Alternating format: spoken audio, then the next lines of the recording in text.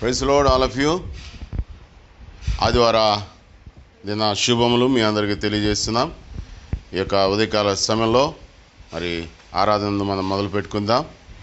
దేవుని యొక్క మహాకృపను బట్టి గత దినమంతా కూడా మనల్ని కాచి కాపాడినటువంటి యేసయ్య ఈ యొక్క ఉదయకాలంలో కూడా మరి ఆయన సందులో మనం కనబడడానికి దేవుడు కృప చూపించినందుకు ఆయనకు మనం ఎంతైనా వందనస్తులము రుణస్తులము. ప్రార్థన ద్వారా ఈ యొక్క ఆదివార కూడికను మనం మొదలు పెట్టుకుందాం. ప్రార్థన చేసుకుందాం. అందరూ తల్ల వంచి కళ్ళు మూసుకొని రెండు చేతులు ఆకాశం వైపు ఎత్తి పరమ ఆశ్రయుడైన పరమ తండ్రికి స్తోత్రం చెల్లిద్దాం.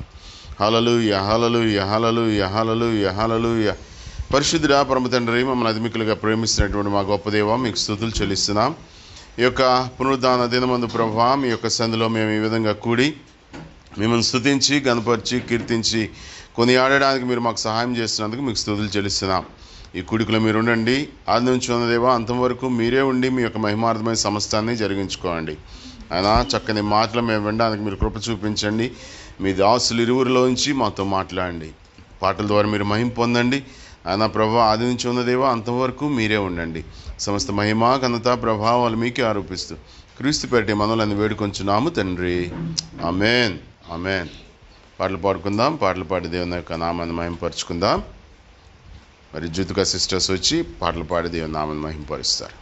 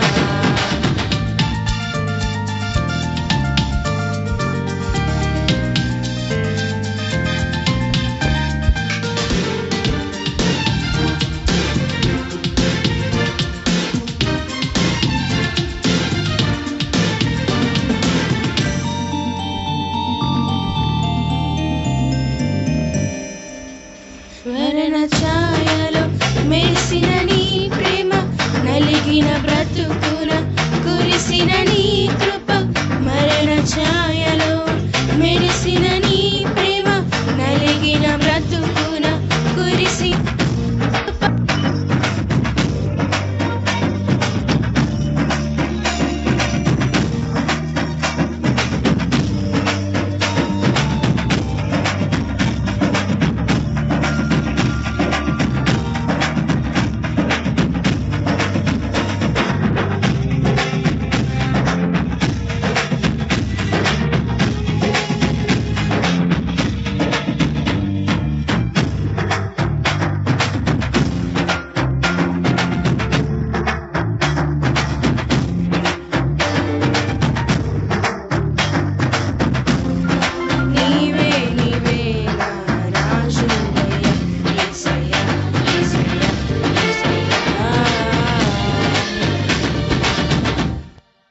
Hallelujah. Hallelujah.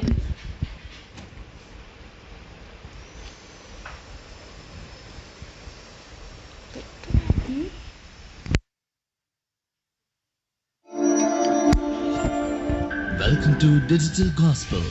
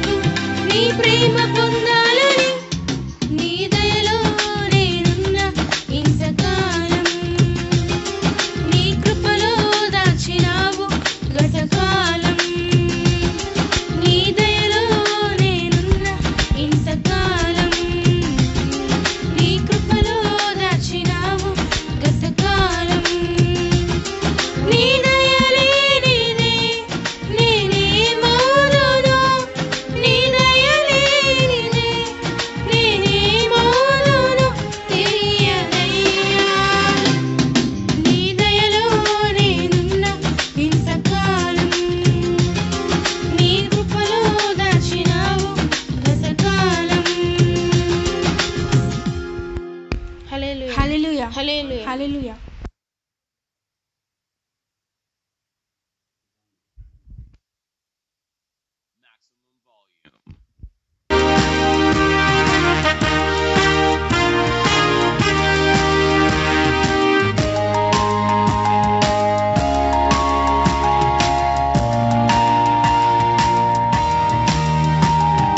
భయము లేదు దిగులు లేదు జీవిత యాత్రలో, భయము లేదు దిగులు లేదు జీవిత యాత్రలో, యేసు ప్రభు మనతోనుండ భయము లేదుగా, యేసు ప్రభు మనతోనుండ భయము లేదుగా. హల్లెలూయా హల్లెలూయా హల్లెలూయా హల్లెలూయా.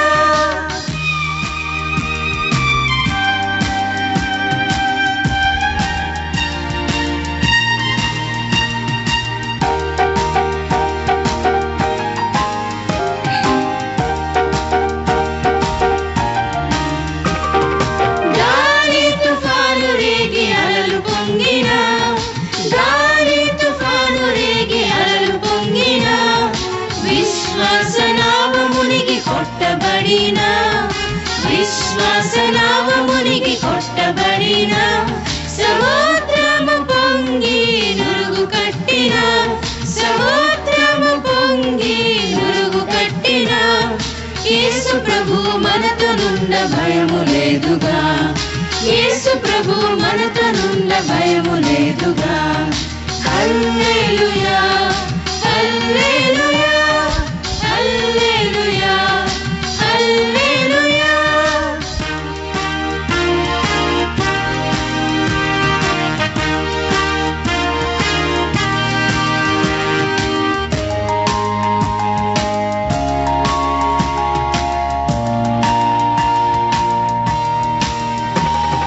వ్యాధి బాధలు నన్ను ముట్టిన, వ్యాధి బాధలు నన్ను ముట్టిన, అంతులేని వేదన నాకు కలిగిన, అంతులేని వేదన నాకు కలిగిన, గజించు సింహము ఎదురు వచ్చిన, గజించు సింహము ఎదురు వచ్చిన, యేసు ప్రభు మనతోనుండ భయము లేదుగా, యేసు ప్రభు మనతోనుండ భయము లేదుగా.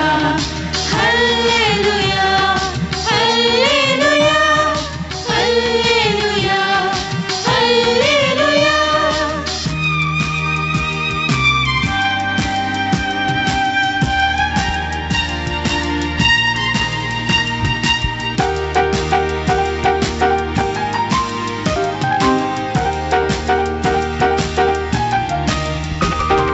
శత్రువును చూచి విస్మయమొందకు, శత్రువును చూచి విస్మయమొందకు, నీతో కూడా వచ్చువాడు నీ దేవుడే, నీతో కూడా వచ్చువాడు నీ దేవుడే, నిన్ను విడువడెన్నడు ఎడబాయడు, నిన్ను విడువడెన్నడు ఎడబాయడు, యేసు ప్రభు మనతోనుండ భయము లేదుగా, యేసు ప్రభు మనతోనుండ భయము లేదుగా.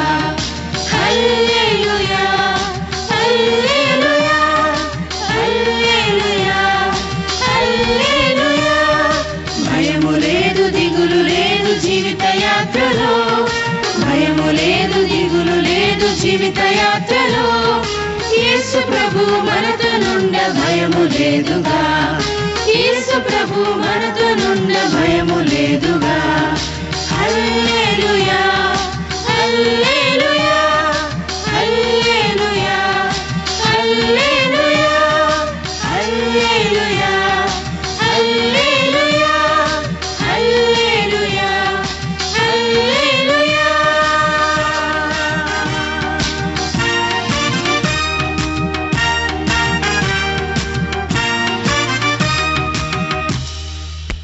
హల్లెలూయా హల్లెలూయా హల్లెలూయా.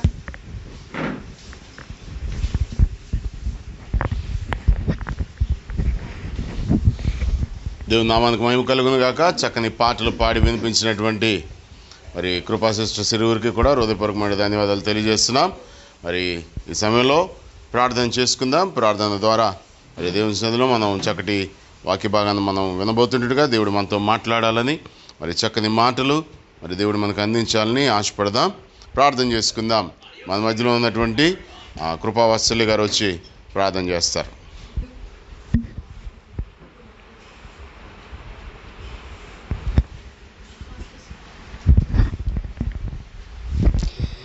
ప్రార్థన చేసుకుందాం.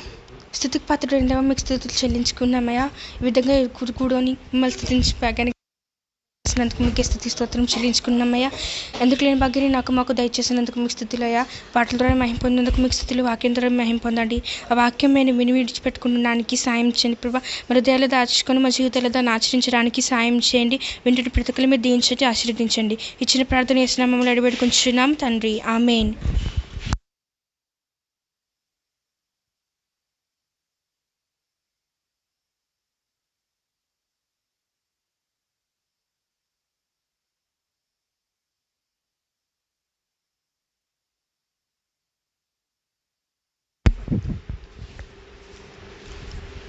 దయచేసి అందరం లేచి నిలబడదాం.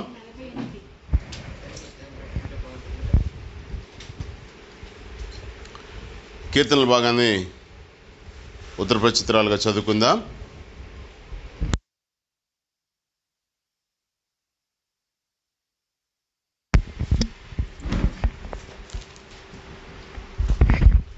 నలభై 48వ దావీదు కీర్తనని ఉత్తర ప్రచిత్రాలుగా చదువుకుందాం.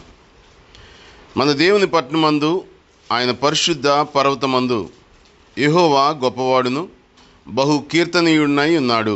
ఉత్తర దిక్కున మహారాజు పట్టణమైన సియోను పర్వతము రమ్యమైన ఎత్తుగల చోట ఉంచబడి సర్వభూమికి సంతోషకరంగా ఉన్నది. అందరం కలిసి చదువుదాం. అందరం నిలబడదాం. దాని నగరులలో దేవుడు ఆశ్రయముగా ప్రత్యక్షమవుచున్నాడు. రాజుల కూడిరి వారు ఏకంగా కూడి వచ్చి వారు దాన్ని చూచిన వెంటనే ఆశ్చర్యపడిరి, భ్రమపడి త్వరగా వెళ్ళిపోయిరి.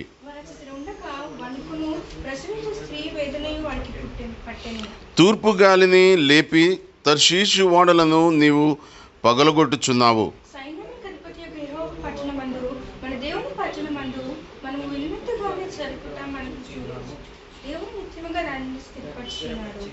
దేవా, మేము నీ ఆలయమునందు నీ కృపను ధ్యానించితిమి. దేవా, నీ నామం ఎంత గొప్పదో, నీ కీర్తి భూదిగంతముల వరకు అంత గొప్పది. నీ కుడి చెయ్యి నీతితో నిండి ఉన్నది. నీ న్యాయవిధులను బట్టి సియోను పర్వతము సంతోషించునుగాక, యూదా కుమార్తెలు ఆనందించుదురుగాక. ముందు రాబో తరములకు దాని వివరము మీరు చెప్పినట్లు సియోను చుట్టూ తిరుగుచు దాని చుట్టూ సంచరించుడి. దాని బురుజులను లెక్కించుడి, దాని ప్రాకారములను నిదానించి చూడుడి, దాని నగరులలో సంచరించి వాటిని చూడుడి. ఆఖరి వచనాన్ని అందరం కలిసి చదువుకుందాం.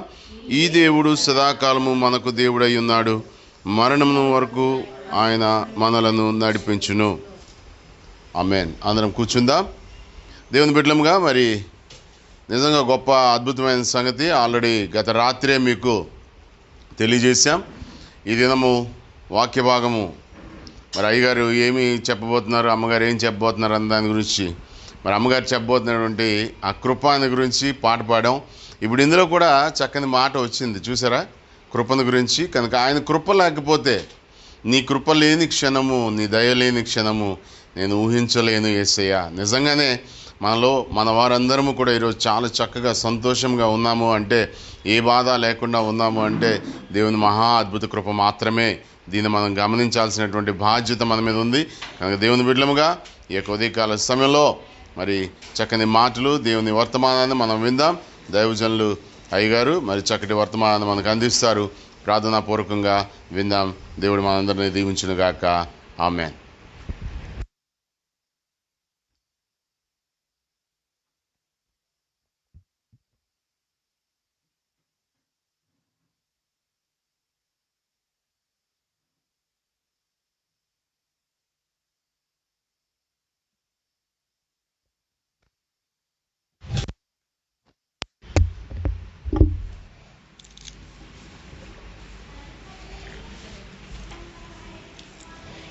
దేవునికి స్తోత్రం కలుగును గాక. హల్లెలూయా, హల్లెలూయా.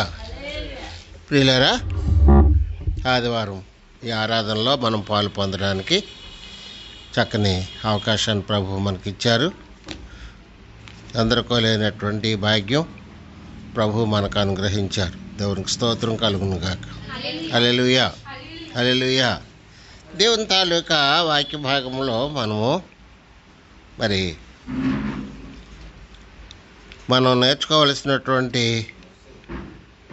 వాక్యాన్ని గురించి దేవుని తాలూకా బిడ్డలంగా పాటలు పాడి దేవుని మహింపరుచుకున్నాం. ఇక్కడ చెప్పబోతున్నటువంటి మాట భయం. ఈ కరోనా గురించి చాలామంది భయపడిపోతున్నారు. ఏమైపోతామో, అనేకులు చనిపోతున్నారు, మనము చనిపోతామేమో. చనిపోవలసినటువంటి వాడు నాకేం పర్వాలేదు అని ముందే మెంటల్గా ప్రిపేర్ అయిపోతే కరోనా ఏమీ చేయదు, అతని బాడీలో రెసిస్టెన్స్ పవర్ ఉంటుంది, ధైర్యంగా ఉంటే పర్వాలేదు అని చెప్తున్నారు. అందుకని ఏది ఏమైనప్పటికీ కూడా మనము ధైర్యంగా ఉండాలి. దేవుని వాక్యంలో మనకున్నటువంటి ఆ యొక్క విశ్వాసాన్ని, దేవుని యందు మనకున్నటువంటి నమ్మకాన్ని మనం కాపాడుకోవాలి. దేవునికి స్తోత్రం కలుగును గాక. హల్లెలూయా, హల్లెలూయా. కాబట్టి దేవుని యొక్క వాక్యంలో నుండి భయమును గురించి నేర్చుకుందాం. ఆదికాండం 15వ అధ్యాయము 1వ వచనాన్ని చదువుదాము. ఇవి జరిగిన తరువాత యెహోవా వాక్యము అబ్రహాముకు దర్శనమందు వచ్చి, అబ్రామా, భయపడకుము, నేను నీకు కేడెము, నీ బహుమానము అత్యధికమని చెప్పాను. అందుకు అబ్రాము, ప్రభువైన యెహోవా నాకేమి ఇచ్చినని. ప్రార్థన. మహిమ కలిగిన తండ్రి, మేము స్తుతించి గనపరచుకోవడానికి మాకు ఇచ్చిన కృప కొరకు స్థుతులు. ఇదిగో ఈ ఆరాధనలో మీ సన్నిధి మాకు తోడై ఉంచండి. మీ యొక్క వాక్కులను మేము ధ్యానించుకొని మిమ్మల్ని బట్టి దీవించబట్టుకు, బలపరచబట్టుకు సహాయం చేయండి. మీ పరిశుద్ధాత్మ సహాయం మాకు దయచేయండి. మా రక్షకుడైన క్రీస్తు యేసు నామమును బట్టి బ్రతిమలాడి వేడుకొంచున్నాం తండ్రి. ఆమేన్.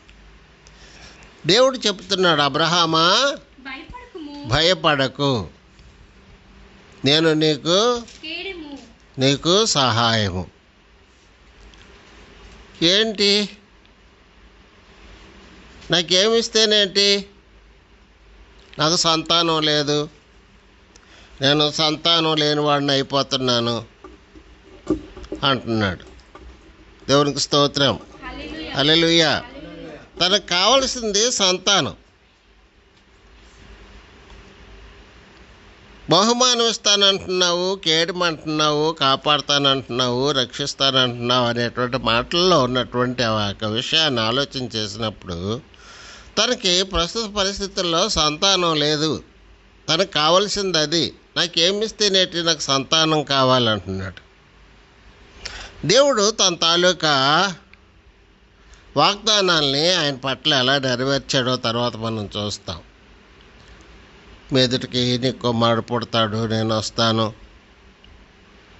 ఇవన్నీ చెప్పాడు. రెండవది ఆదికాండం 26వ అధ్యాయం 24వ వచనం.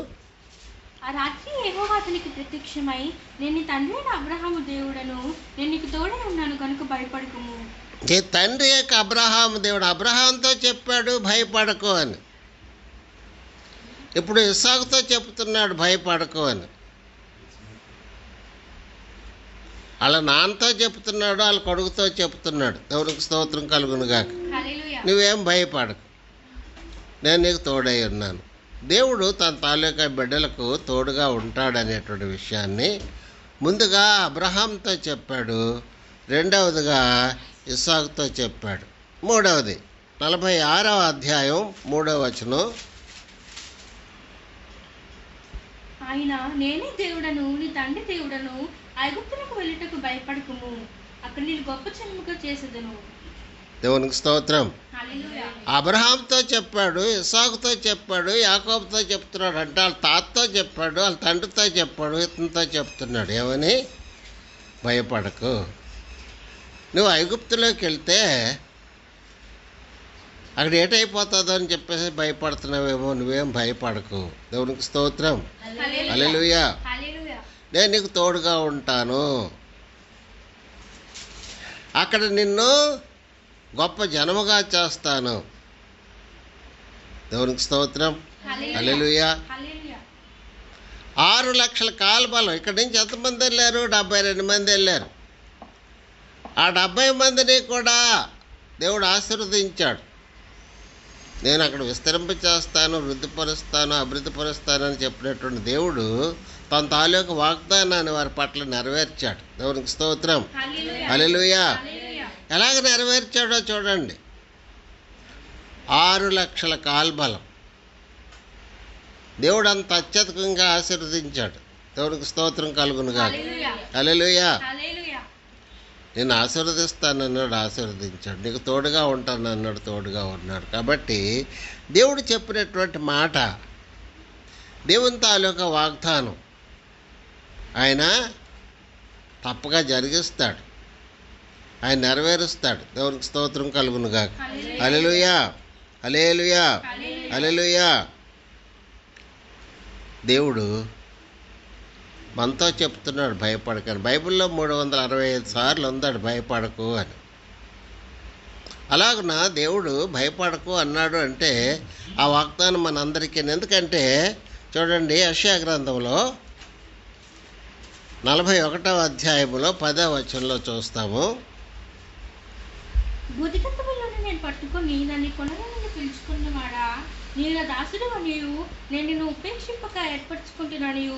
నేను నీకు చెప్పి ఉన్నాను, నీకు తోడై ఉన్నాను. భయపడకము, నేను నీ దేవుడినై ఉన్నాను. దిగులు పడకము, నేను నిన్ను బలపడుతును. నీకు సహాయం చేయబడి నేనే.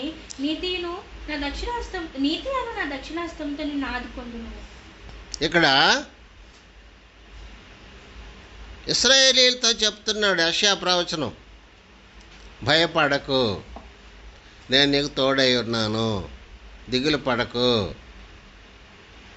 నిన్ను ఆదుకుంటాను. ఇంకా కిందకి చదివితే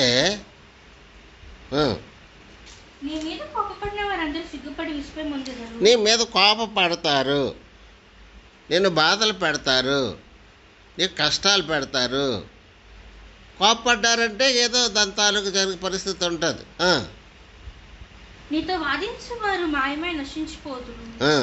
నీతో కలహించే వారు నువ్వు వెతుకును కానీ వారిని కనుగొనలేకపోదు. నీతో దెబ్బలాటకొస్తారు, గొడవలు చేస్తారు, ఎతుకుతావు కానీ కనబడరు అంటున్నాడు. ఎంత గొప్ప వాగ్దానం. భయపడకు.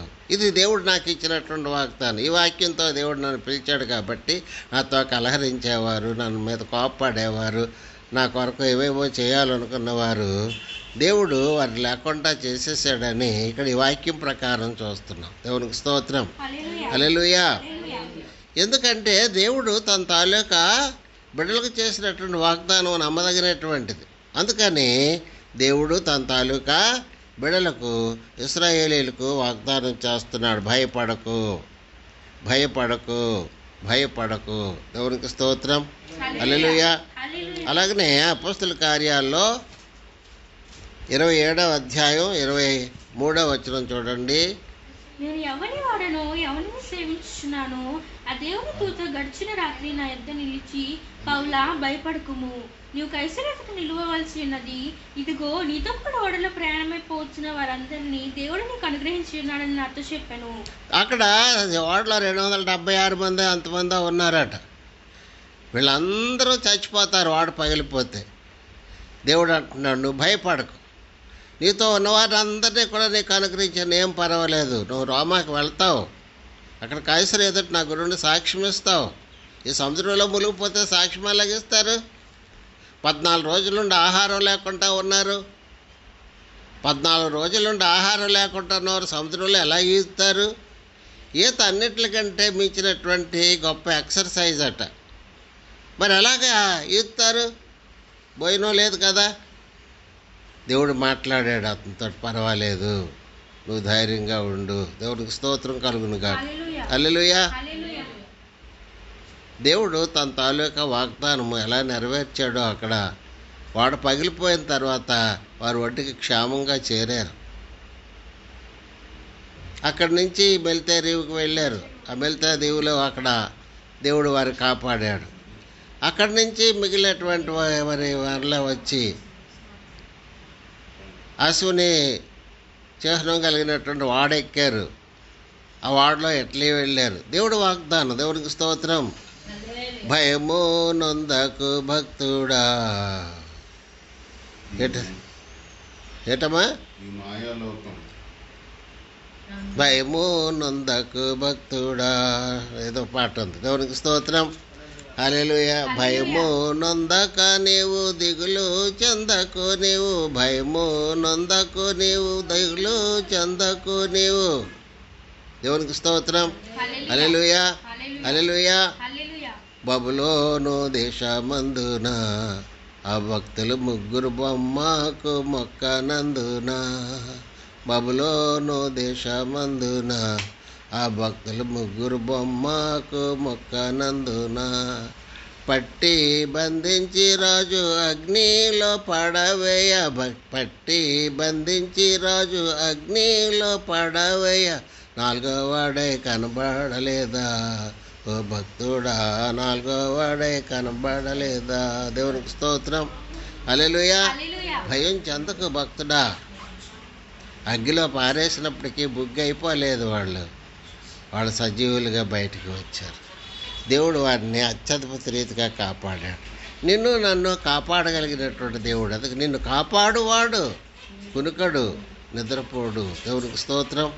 మనల్ని కాపాడేవాడు, మనకు తోడుగా ఉన్నవాడు, మనల్ని రక్షించగలిగినవాడు, మనకు సహాయం చేయగలిగినవాడు, మన అన్ని విషయాల్లోనూ కూడా ఆదుకోగలిగినవాడు.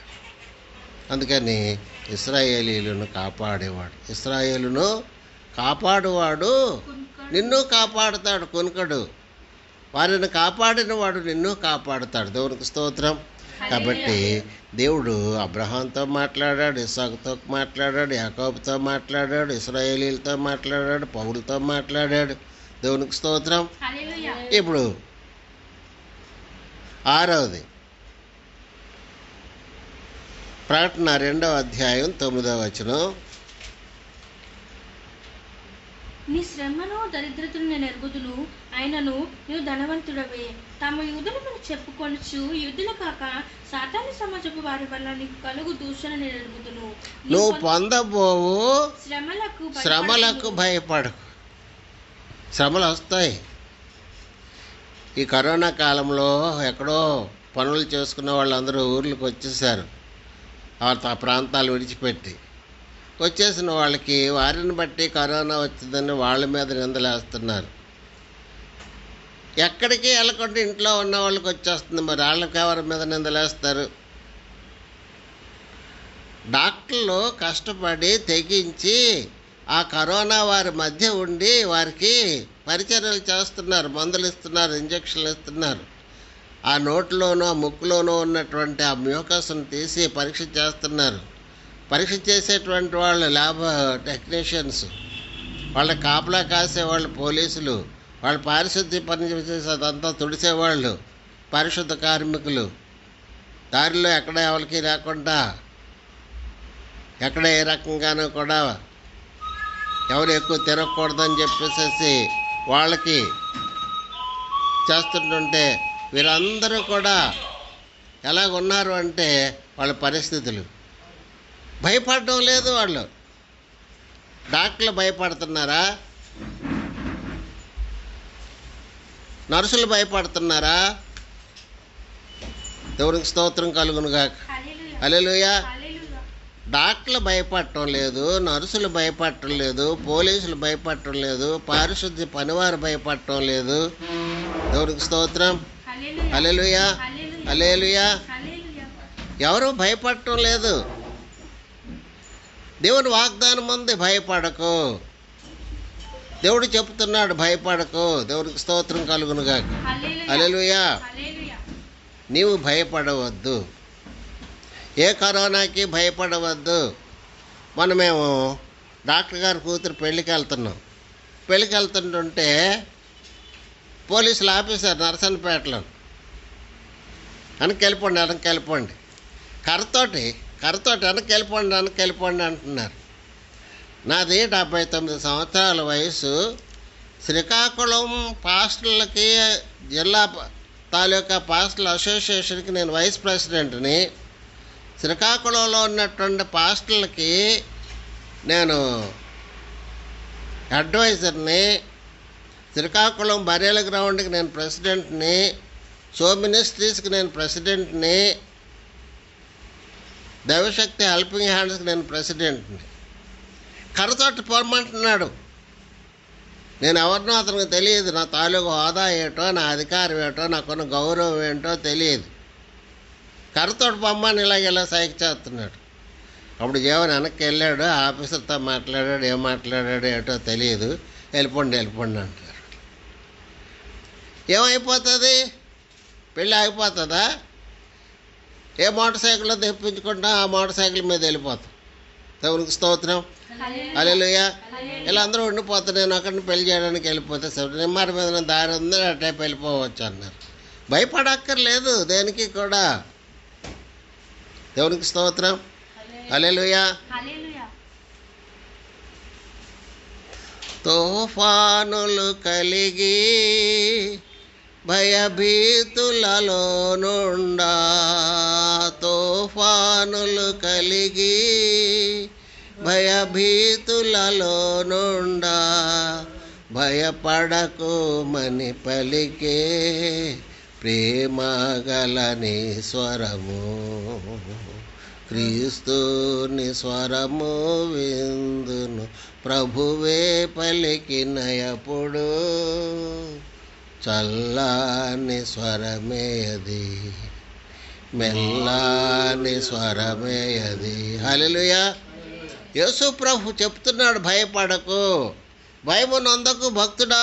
దేవునికి స్తోత్రం కలుగునుగా. హల్లెలూయా. ఎవరు కూడా భయపడక్కరలేదు. ఎవరికి కూడా భయం అక్కర్లేదు, దిగులు అక్కర్లేదు. పాడాం కదా, భయం లేదు, దిగులు లేదు జీవిత యాత్రలోనే భయం లేదు. పెళ్ళి అవుతుందా లేదా, ఉద్యోగం వస్తుందా లేదా, పిల్లలు కలుగుతారా లేదా, చదువుకుంటానా లేదా, బడులు తెరుస్తారా లేదా, ఇదంతా భయాలు. పిల్లలకి చదువునంత ఇంట్రెస్ట్ పోయింది. టీవీలు చూసుకుంటున్నారు, సెల్లలు చూసుకుంటున్నారు. తర్వాత మళ్ళీ బడులు తెరిస్తే చదువుతారా వాళ్ళు? ఇప్పుడు ఎన్ని రోజులు ఎక్సర్సైజులు చేసిన వాళ్ళు ఎక్సర్సైజులు చేయకుండా ఇంట్లో కూర్చున్నారు. ఇప్పుడు వంగుతుందా? తర్వాత ఎక్సర్సైజులు చేయడానికి పొట్ట వంగుతుందా? దేశం నాశనం అయిపోయింది, ప్రపంచం నాశనం అయిపోయింది. చదువు సంజలు లేకుండా అయిపోయాయి, తినడానికి తిండి లేకుండా అయిపోయింది. మన తాలూకా జగన్ గారు పేదలకి భోజనాలు కరువు అవ్వకూడదని చెప్పి బియ్యం పంచుతున్నారు, పప్పులు వేస్తున్నారు. ఏదో బియ్యం ఉంటే గంజి పొంగ పెట్టేసుకొని తాగేయచ్చు. డొంకరాయిలో నేను సేవకి వెళ్ళినప్పుడు ఆ కానుకల బియ్యం ఇస్తే 7 పిడికిల బియ్యం తీసి ఇవ్వండి. 7 పిడికిల బియ్యం పోసి పొయ్యి మీద పెట్టి మంట అడ్డానికి కర్రలు కొనక్కర్లేదు, అక్కడ అంతా అడవే కదా. దాన్ని జావ చేసి 7 చెంచాలు ఆ జావ పోసి దాని మీద అందులో నీళ్ళు వేసి ఉప్పు కలిపి తాగేసేవాడిని. అది మొట్టమొదటి రోజుల్లో సేవ. దేవునికి స్తోత్రం, హల్లెలూయా. ఏమి తిందుమా, ఏం త్రాగుదమా, ఏమి ధరించుకుందుమా అని భయపడొద్దన్నాడు. ఏం తింటానన్న భయం లేదు ఆ రోజుల్లో నాకు. ఏం కట్టుకుంటానా అని భయం లేదు. దేవునికి స్తోత్రం కలుగునుగాక. హల్లెలూయా, హల్లెలూయా. సౌలు రాజుగారు దావీదును తరవడానికి అడవుల్లోకి వెళ్ళినప్పుడు అడవిలో పరుపులు ఉన్నాయా, దుప్పట్లు ఉన్నాయా, మంచాలు ఉన్నాయా? ఎక్కడ పడుకున్నాడు? ఆ సౌలు పక్కనే అబ్నేరు సైన్యాధిపతి, అతను ఎక్కడ పడుకున్నాడు? సైనికులు అతను ఎక్కడ మంచాలు పట్టుకొని వెళ్ళారా, పరుపులు పట్టుకొని వెళ్ళారా? నేల మీద కట్టుకు నేల మీద పడుకున్నారు. దావీదు వెళ్ళినప్పుడు వాళ్ళందరూ గాఢ నిద్రపోయి ఉన్నారు. రాజుగారికి నిద్ర పడుతుందా? పరుపు లేకపోతే, మంచం లేకపోతే, ఫ్యాన్ లేకపోతే ఏ ఫ్యాన్ అట్టుకొని వెళ్ళారు? ఏసీ జనరేటర్ పట్టుకొని వెళ్ళారా? ఏం భయం లేదు. ఎక్కడ నిద్రపోయినా, నిద్రపోయేవాడికి ఎక్కడైనా బస్సులోనూ పెద్ద శబ్దం చేసుకొని బస్సు వెళ్తుంటుంది, బస్సులో నిద్రపోరా? ట్రైన్ టకటకమని వెళ్తాడు, ట్రైన్లో పడుకున్నవాడు నిద్రపోడా? విమానంలో కూర్చొని మన శబ్దం వస్తూనే ఉంటుంది, విమానం దిగిన తర్వాత కూడా అదే శబ్దం. విమానంలో నిద్రపోరా? అమెరికా వెళ్ళవలసిన వాళ్ళు నిద్రపోకుండా రాత్రి పగలు కళ్ళు ఇప్పుకొని కూర్చుంటున్నారా? 2 రోజుల ప్రయాణం, దేవుడికి స్తోత్రం, హల్లెలూయా. ఫ్లైట్ ఉంటే నిద్ర రాదట, మాట్లాడితే నిద్ర రాదట, వింతమైనటువంటి మాటలండి. వాళ్ళు మాట్లాడితే శివ చిటుక్కుమంటే తెలివి వచ్చేస్తుందట. ఎందుకు ఆకలేసినా లేవరో కొంతమంది. లైట్ వేసేస్తే నిద్ర వచ్చేస్తుందట, లైట్ అలా వేసేస్తే నిద్ర రాదట, లైట్ వేసేస్తే. దేవుడికి స్తోత్రం.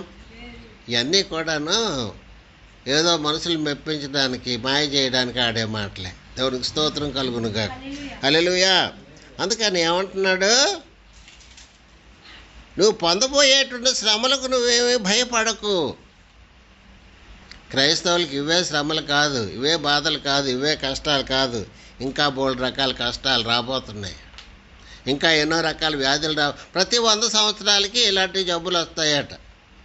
100 సంవత్సరాల క్రితం వచ్చిందట ఏదో జబ్బు, మళ్ళీ ఇప్పుడు వచ్చింది. దీని తర్వాత ఎప్పుడు వస్తుందో ఇక నా తర్వాత మరి నేను చూడనేమో. మరి నేను ఇంకా 100 సంవత్సరాలు అయిపోతే నాకు ఇప్పుడు రేపు సెప్టెంబర్ వస్తే 80, ఇంకొక 20 సంవత్సరాలు బతకాలంటే నా యొక్క మనవరాళ్ళకి పెళ్ళిళ్ళు చేసేస్తే వాళ్ళ పిల్లలకి మరి పెళ్ళిళ్ళు చేయడానికి కావదు. ఇక్కడ ఇప్పుడు వాళ్ళ పిల్లలకి అనేస్తే 20 సంవత్సరాలు 18 సంవత్సరాల కాళ్ళకి పెళ్లి చేసేస్తే అప్పుడు నేను మునిమాన వాళ్ళకి చూస్తాను. దేవునికి స్తోత్రం. వాళ్ళ పిల్లలకి పెళ్ళిళ్ళు చేస్తాం. ఇప్పుడు వీళ్ళకి పెళ్ళి ఎప్పుడు అవుతుంది? దేవునికి స్తోత్రం కలుగునుగా. ఇంకా చదువుకుంటున్నారు, ఇంకా వయసు రాలేదు వీళ్ళకి. హల్లెలూయా, హల్లెలూయా. అందుకని ఏమంటున్నాడు? మీరు పొందబోయే శ్రమలకు భయపడకండి. హల్లెలూయా. 7వది నిర్గమాకాండం 18వ అధ్యాయం 4వ వచనం.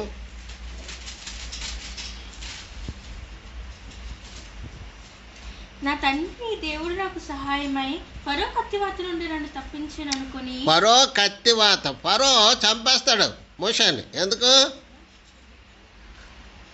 ఇసుకలోను ఐగుప్తుని కొట్టే చంపేశాడు. తర్వాత మరుసటి రోజు హెబ్రీయుడు దెబ్బలాడుకుంటుంటే వాళ్ళతో వెళ్ళి మాట్లాడాడు. నేను నన్ను చంపేసావు, ఇవాళ నన్ను చంపేయాలనుకుంటున్నావా అన్నాడు.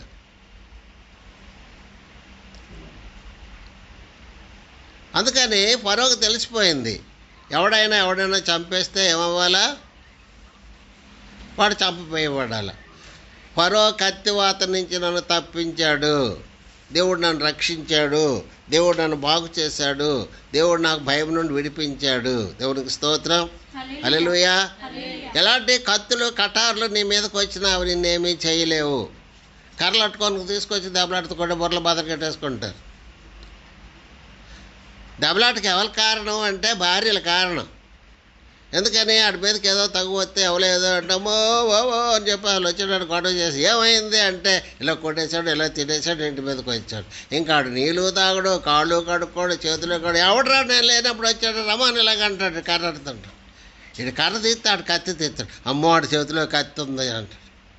వీడు చంపేస్తాడు, అటు పొడిచేస్తాడు, వీడు బుర్ర బదులు కొట్టాడు, వీళ్ళు ఆసుపత్రికి వెళ్ళిపోతారు, వాళ్ళు పోలీస్ స్టేషన్కి వెళ్ళిపోతారు. అంతే గొప్ప కార్యం. ఏమండి ఇలాగ అయ్యింది ఇలాంటి పరిస్థితి. దావీదు నాబాలు గొర్రెబొచ్చు కత్తిరించుకుంటున్నప్పుడు దావీదు ఏం చేశాడు? తన పనివారిని పంపించాడు. గొర్రెబొచ్చు కత్తిరించుకునేవారట చాలా గొప్ప గొప్ప విందులు చేసుకుంటారట. అందుకని పనివారిని పంపించాడు, మాకేమన్నా పెట్టండి పంపించండి అని. అడుక్కునే పని దావీదు మహారాజు, దావీదుకేమో అభిషేకం అయ్యింది. అలాంటి వాడు ఏమంటున్నాడు ఇప్పుడు? మాకేమన్నా పెట్టండి. అడుక్కునే పరిస్థితి వచ్చేసింది. నాబాలు ఏమన్నాడు? పాపా అదలపా, తన యజమాని వదిలిపోయిన వాళ్ళు బోళ్ళ మంది ఆడవడో నాకు తెలియదు అంటున్నాడు. దావీదు ఎవడో నాకు తెలియదు పొమ్మంటున్నాడు. దేవునికి స్తోత్రం, హల్లెలూయా. దావీదు ఎవడో నాకు తెలియదు పొమ్మంటుంటే వాళ్ళు వెళ్ళిపోయారు, దోవ పట్టుకొని వెళ్ళిపోయారట. అప్పుడు కత్తులు కట్టార్లు పట్టుకొని నాబాలుకు కలిగినటువంటి ఆస్తిని కానీ పిల్లలను కానీ కుమారులు కానీ అవన్నీ తన బతకనివ్వనని బయలుదేరిపోయాడు కత్తి తట్టుకొని. అబీగయీలు నాబాలు భార్య గొర్రెల మాంసము, జున్నుగడ్డలు, ఇంకేవేవో అన్నీ పట్టుకొని బయలుదేరి ఎదురుగా వెళ్ళింది. అయ్యా క్షమించండి, మీరు వచ్చింది నాకు తెలియదు, మా ఆయనకు తెలియదు, ఏమో అనుకోకండి, ఇవన్నీ మీరు స్వీకరించండి అని ఇస్తే, సరే దేవుడు నీ కుటుంబాన్ని నాశనం చేయకుండా నన్ను ఆపాడు అని చెప్తాడు. ఇలా జరిగిందండి అని చెప్పేసేసి భార్య నాబాలుకు చెప్పడానికి వెళ్ళేటప్పటికి నాబాలు ఫుల్గా తాగేసి మత్తులో పడుకొని ఉన్నాడు. అందుకని ఆ మత్తు అంతా వదిలిన తర్వాత తెల్లారిన తర్వాత అయ్యా రాత్రి ఇలాగ అయ్యిందండి అని చెప్పింది. అది భార్య చేయవలసినటువంటి పని. వెంటనే అన్నీ చెప్పేయకూడదు, ఇలా జరిగిపోయింది అలా జరిగిపోయింది. వచ్చిన వెంటనే భోజనం చేశాక అలా హాయిగా విశ్రాంతి తీసుకున్నాక పడుకున్నాక అవన్నీ ఇలాంటి పరిస్థితి, మీరేమీ భయపడకండి, మీరేమీ బాధపడకండి అని మెల్లిగా చెప్పాలి. అది అబీగయీలు అలా చెప్పింది నాబాలుకి. కానీ మనవాళ్ళు అలా కాదు, వాళ్ళ పొలం నుండి వచ్చిన వెంటనే లేకపోతే ఆఫీస్ నుండి వచ్చిన వెంటనే అమ్మో బాబు అని గోలెట్టేసి కేకలు వేసేసి గొడవ చేసేటప్పటికి వాళ్ళకి నీళ్ళు పాలు ఇంకేం ఉండదు. ఈడు సత్తాడో ఆసుపత్రి పాలు అయిపోతాడు, అవతలోడు వస్తే ఈడు చంపేస్తాడు, లేకపోతే ఈడు ఆడిని చంపేస్తే ఈడు తీసుకెళ్ళి పోలీస్ స్టేషన్లో పెట్టేస్తారు, లేకపోతే ఈడికి దెబ్బలు తగిలితే ఆసుపత్రిలో పెడతారు. అలా కాదు. ఎన్ని భయాలు వచ్చినా, ఎన్ని అపాయాలు వచ్చినా, ఎన్ని రకాల కష్టాలు వచ్చినా మనం భయపడకుండా ధైర్యంగా ఉండాలి. అందుకని ఫరో కత్తివాత నుంచి దేవుడు నన్ను కాపాడాడు. దేవునికి స్తోత్రం కలుగునుగా. హల్లెలూయా, హల్లెలూయా.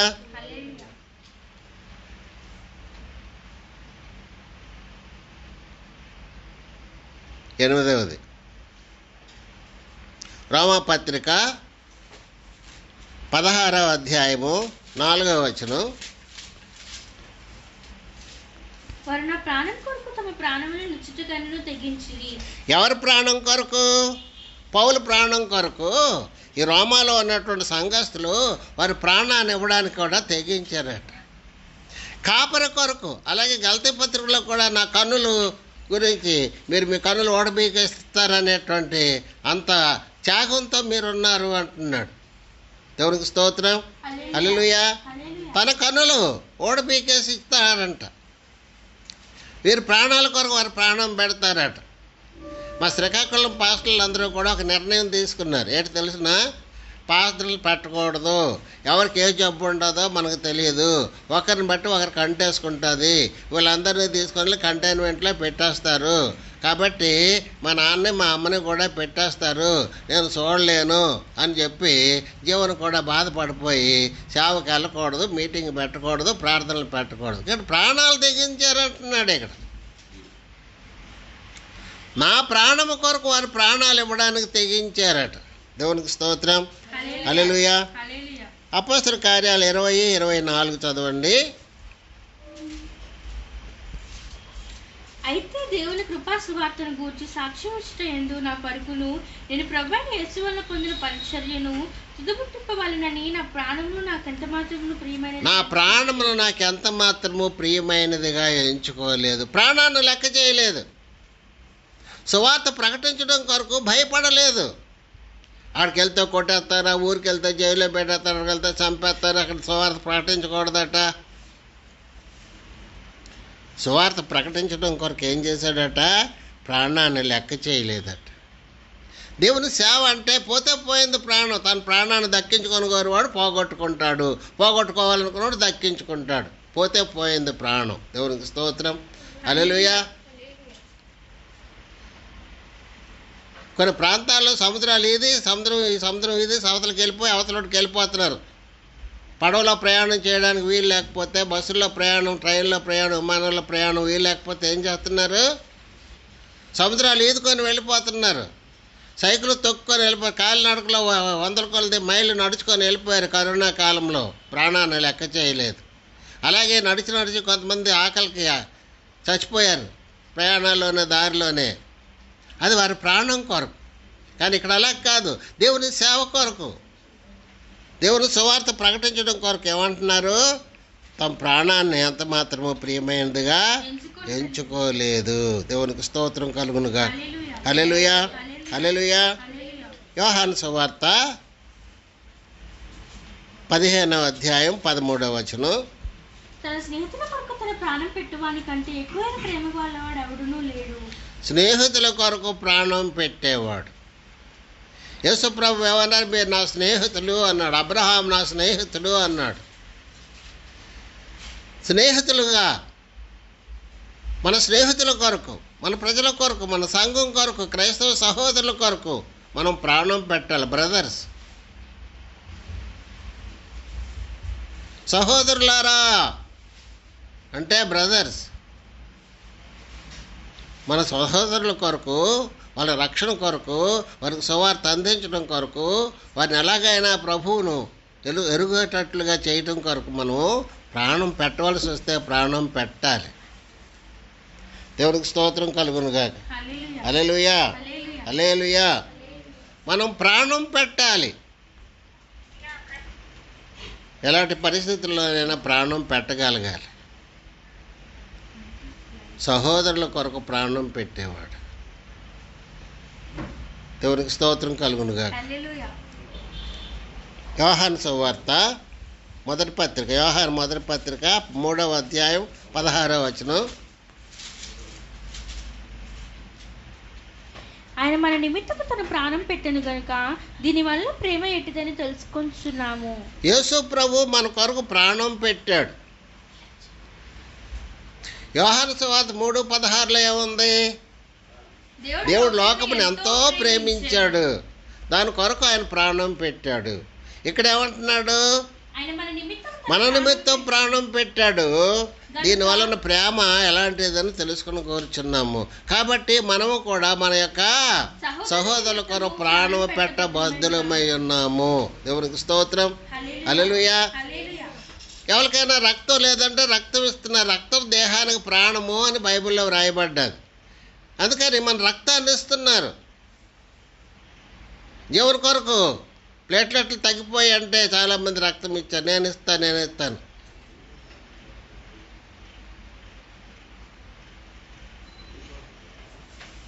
వర్ధన్ రక్తం ఇచ్చినట్టున్నాడు, ఇస్తానన్నాడు. ప్రశాంత్ రక్తం ఇస్తానన్నది జీవనాన్ని కొరకు. చాలామంది రక్తం ఇచ్చారు. వారు రక్తం ఇచ్చిరా, వారు ప్రాణం ఇచ్చిరా. ఏంటమ్మా?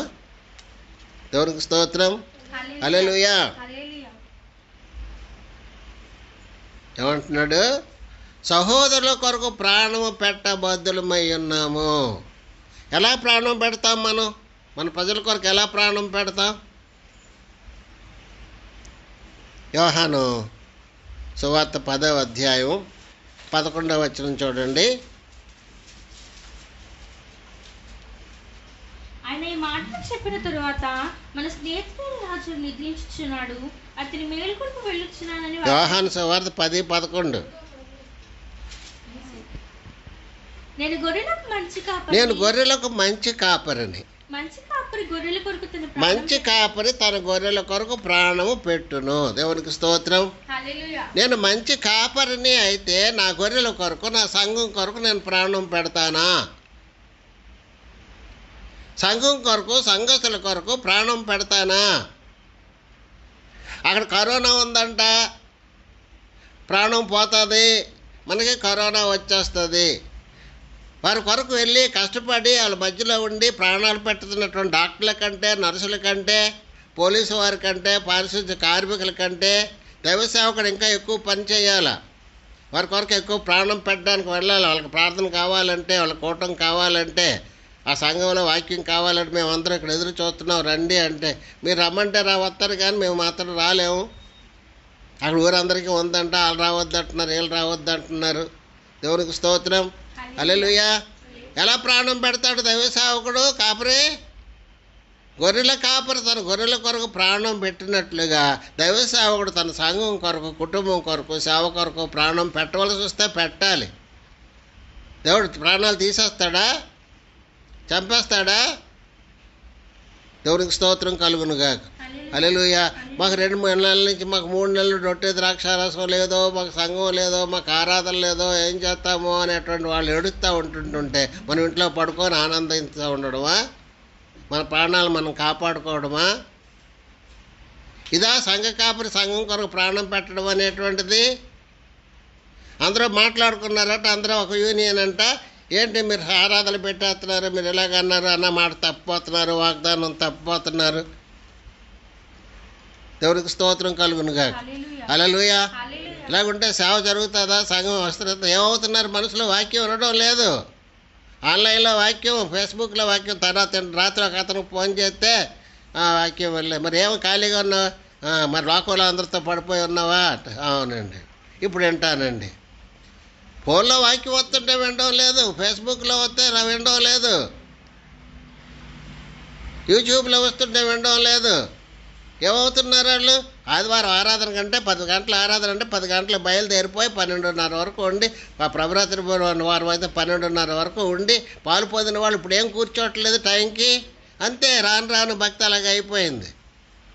పిల్లలేమో ఆన్లైన్లో వాక్యం పాఠాలు వస్తాయంటే దాంట్లో ఏంటుందిలే, అలా ఇష్టం వచ్చినప్పుడు తీసి ఇష్టం వచ్చినప్పుడు ఫాలో అవుతున్నారు. మా సెల్ అక్కడ పెట్టే చూస్తున్నారు, మళ్ళీ సెల్ ఏదో వస్తే సెల్లో మరి ఎవరికో జవాబులు ఇస్తున్నారు. ఇదే చదువు. స్కూల్లో ఉంటే అలా చేస్తారా? చర్చిలో ఉంటే అలా చేస్తారా? చర్చికి టైంకి రారా? వచ్చేది వాక్యం వినరా? వాక్యం వరకు ఉండరా? ఇప్పుడు ఆన్లైన్లో వాక్యం వినాల్సిలే, అందులో ఉంటుందిలే. భక్తి ఆఖరికి ఏమైపోయింది? బదులైపోయింది, భక్తిహీనత అయిపోయింది. ఇంక తర్వాత చర్చికి రారు. ఇక అలవాటు లేదు, చర్చికి రావడం అలవాటు తప్పిపోయింది. పిల్లలు చూసుకుంటున్నాను, మా ఆయన వస్తారు, భోజనం పెట్టాలి, ఇప్పుడే కూర తెచ్చి వండాము, బట్టలు ఉతుక్కుంటున్నాను, తర్వాత చూడవచ్చులే అనుకున్నాను, ఉంటుంది కదా యూట్యూబ్లోను, ఇన్ని మాటలు వస్తున్నాయి. ఇదే ఆరాధన అయితే 10 మంది ఉన్నటువంటి ఒక ఊరిలో ఒక ఇంట్లో 4 మనుషులు కూడితే 14 40 మంది అవుతారు. 10 మంది కూడుకున్నదారు 30 మంది అవుతున్నారు. దేవునికి స్తోత్రం కలుగునుగా. కాబట్టి మనం భయపడక్కర్లేదు. ఎలాంటి పరిస్థితుల్లోనైనా దేవుడు చెప్తున్నాడు. అబ్రహాంతో చెప్పాడు, ఇస్సాకుతో చెప్పాడు, యాకోబుతో చెప్పాడు, యాకోబు తాలూకు సంతానమైన ఇశ్రాయేలీలతో చెప్తున్నాడు. ఈ రోజులో మనతో చెప్తున్నాడు. ప్రార్థిద్దాం. మహాప్రభు పరం తండ్రి, మీకు స్తుతులు కలుగునుగాక. మీ నామానికే మహిమ చెల్లించుకుంటున్నాం తండ్రి. ఇదిగో నాయన, భయపడుకొని మీరు చెప్తున్నారు. ప్రాణాపాయం వచ్చిన నమ్మకంగా ఉండమంటున్నారు. ప్రాణాలు పెట్టడానికి కూడా నాయన ఇదిగో వారు సిద్ధంగా ఉన్నారని తండ్రి రామా సంఘంలో ఉన్నటువంటి ఆ యొక్క ప్రజలను గురించి చెప్తున్నాడు. ఎఫప్రదిత నా కొరకు ప్రాణం పెట్టడానికి అతను సిద్ధంగా ఉన్నాడు అంటున్నాడు. కాబట్టి నాయన ఇదిగో సంఘం తండ్రి దినాల్లో మరి నిర్జీవం అయిపోతున్నప్పుడు, ప్రభు వారు బలహీనలు అయిపోతున్నప్పుడు వారిని బలపరచడానికి, వారికి వాక్యం అందించడానికి తండ్రి కాపరి వెళ్ళవలసినటువంటి పరిస్థితులను నాయన వారు జ్ఞాపకం చేసుకోవడానికి సహాయం చేయండి. ముఖ్యంగా ప్రభు గొర్రెల కొరకు కాపరి, మంచి కాపరి ప్రాణం పెడతాడన్నారు. కాబట్టి తండ్రి ఇదిగో మంచి కాపరులుగా మేము ఉండడానికి సహాయం చేయండి. ఈ భయంలో నుండి పారద్రోలండి. ప్రాణములను వారు కాపాడుకోవడానికి నాయన, ప్రాణాలు వారు నాయన ఇదిగో తండ్రి భద్రంగా ఉంచుకోవడానికి ఎంతో ప్రయాసపడుతున్నారు ప్రభు. నాయన ప్రాణం పోగొట్టుకునేవాడు దాన్ని దక్కించుకోగలిగిన వాడు పోగొట్టుకుంటాడు అనేటువంటి మీ యొక్క వాక్యాన్ని వారు జ్ఞాపకం చేసుకోవడానికి వారి మనోనేత్రాలు తెరవండి, కనికరించండి, సహాయం చేయండి. మా రక్షకుడైన క్రీస్తు ప్రభు ద్వారా బ్రతిమలాడి వేడుకొంచున్నాం తండ్రి. ఆమేన్. ఆమేన్. దేవునికి స్తోత్రం. హల్లెలూయా.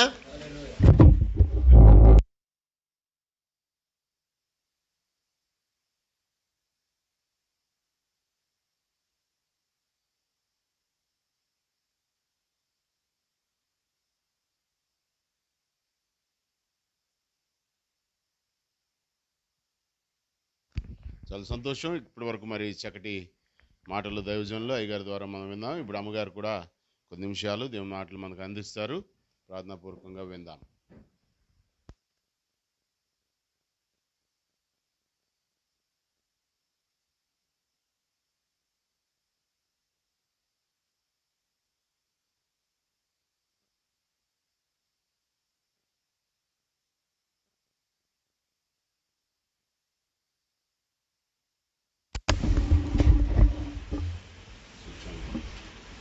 హల్లెలూయా.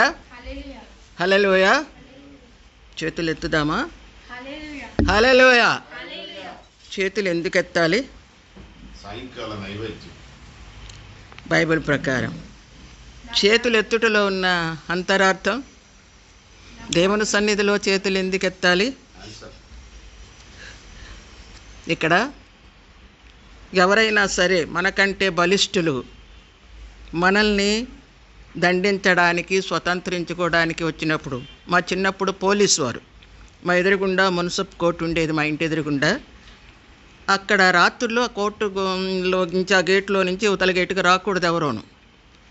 అలాంటిది ఎవరైనా తెలియక వస్తే పోలీసు వెంటనే పిస్తోల్ చూపించేటప్పటికి 2 చేతులు పైకెత్తేసేవారు. అంటే అర్థం ఏంటంటే, లోబడిపోతున్నాను, నేను నీ మీద ఏం అధికారం చేయను, నువ్వు నన్ను ఏమన్నా చేయగలవు, కాబట్టి నేను నీకు వశమవుతున్నానని తెలియచేయడమే చేతులెత్తడం. కనుక దేవుని సన్నిధిలో ఎందుకు చేతులెత్తాలి అంటే, దేవుడి కంటే మనం గొప్పవారం కాదు, నీ సన్నిధిలో మేము ఎంతటి వారము, నీకు లోబడుతున్నాం అని తెలియచేయడానికి చేతులెత్తుట అనేటటువంటిది బైబిల్ ప్రకారం వచ్చింది. సొలొమోను మహారాజు కూడా దేవాలయంలో చేరి తన చేతులెత్తి ప్రార్థన చేసినట్లుగా మనం చూస్తూ ఉన్నాం. హల్లెలూయా, హల్లెలూయా. ప్రశాంతికి నువ్వు అడ్డు జీవన్.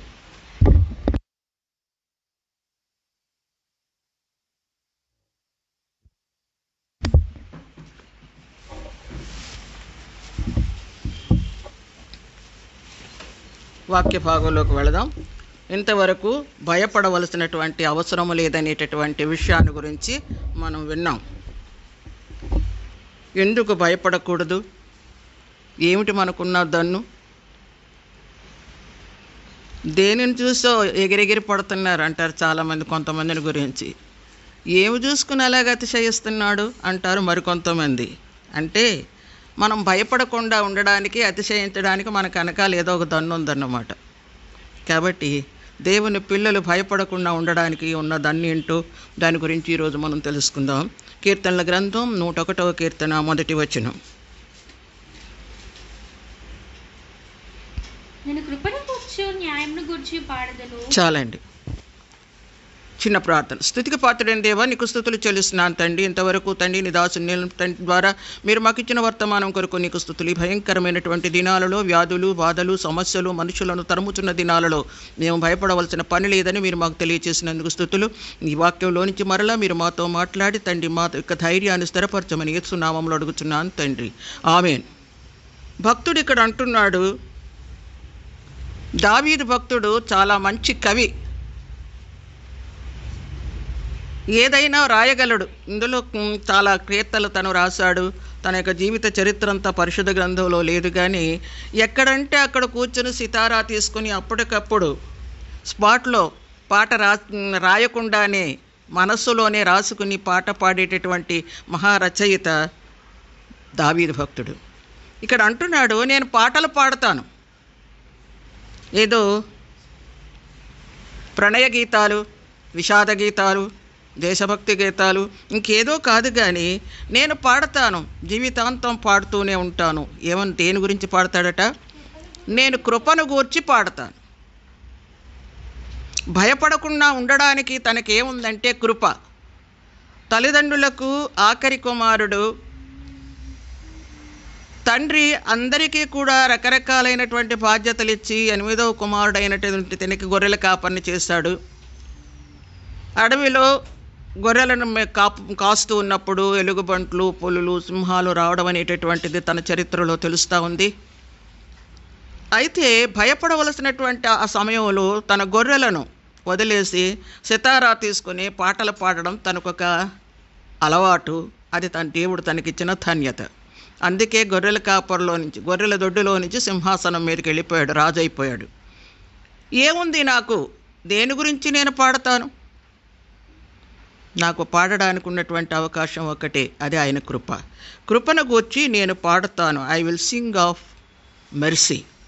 దేవుని యొక్క కృపను గురించి దానికి ఇంకేమైనా అర్థం ఉందా అని నేను 4-5 డిక్షనరీలు తీసి చూశాను. కైండ్నెస్, లవ్, మెర్సీ, అనేక రకాలైనటువంటి పదాలన్నీ కూడా జనరల్గా మనకు తెలిసినటువంటివే.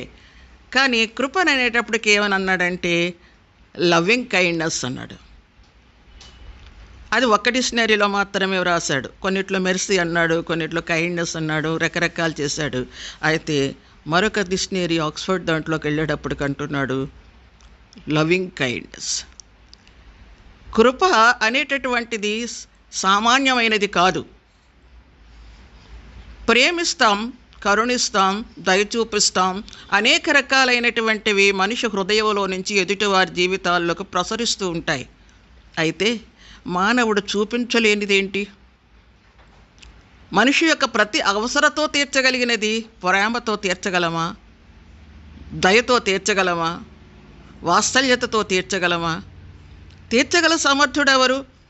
అతనికి ఏముంది అనేది మనం చూసినట్లయితే మాట చూద్దాం. చూడండి, మొట్టమొదట 33వ కీర్తన 5వ వచనం చూద్దాం.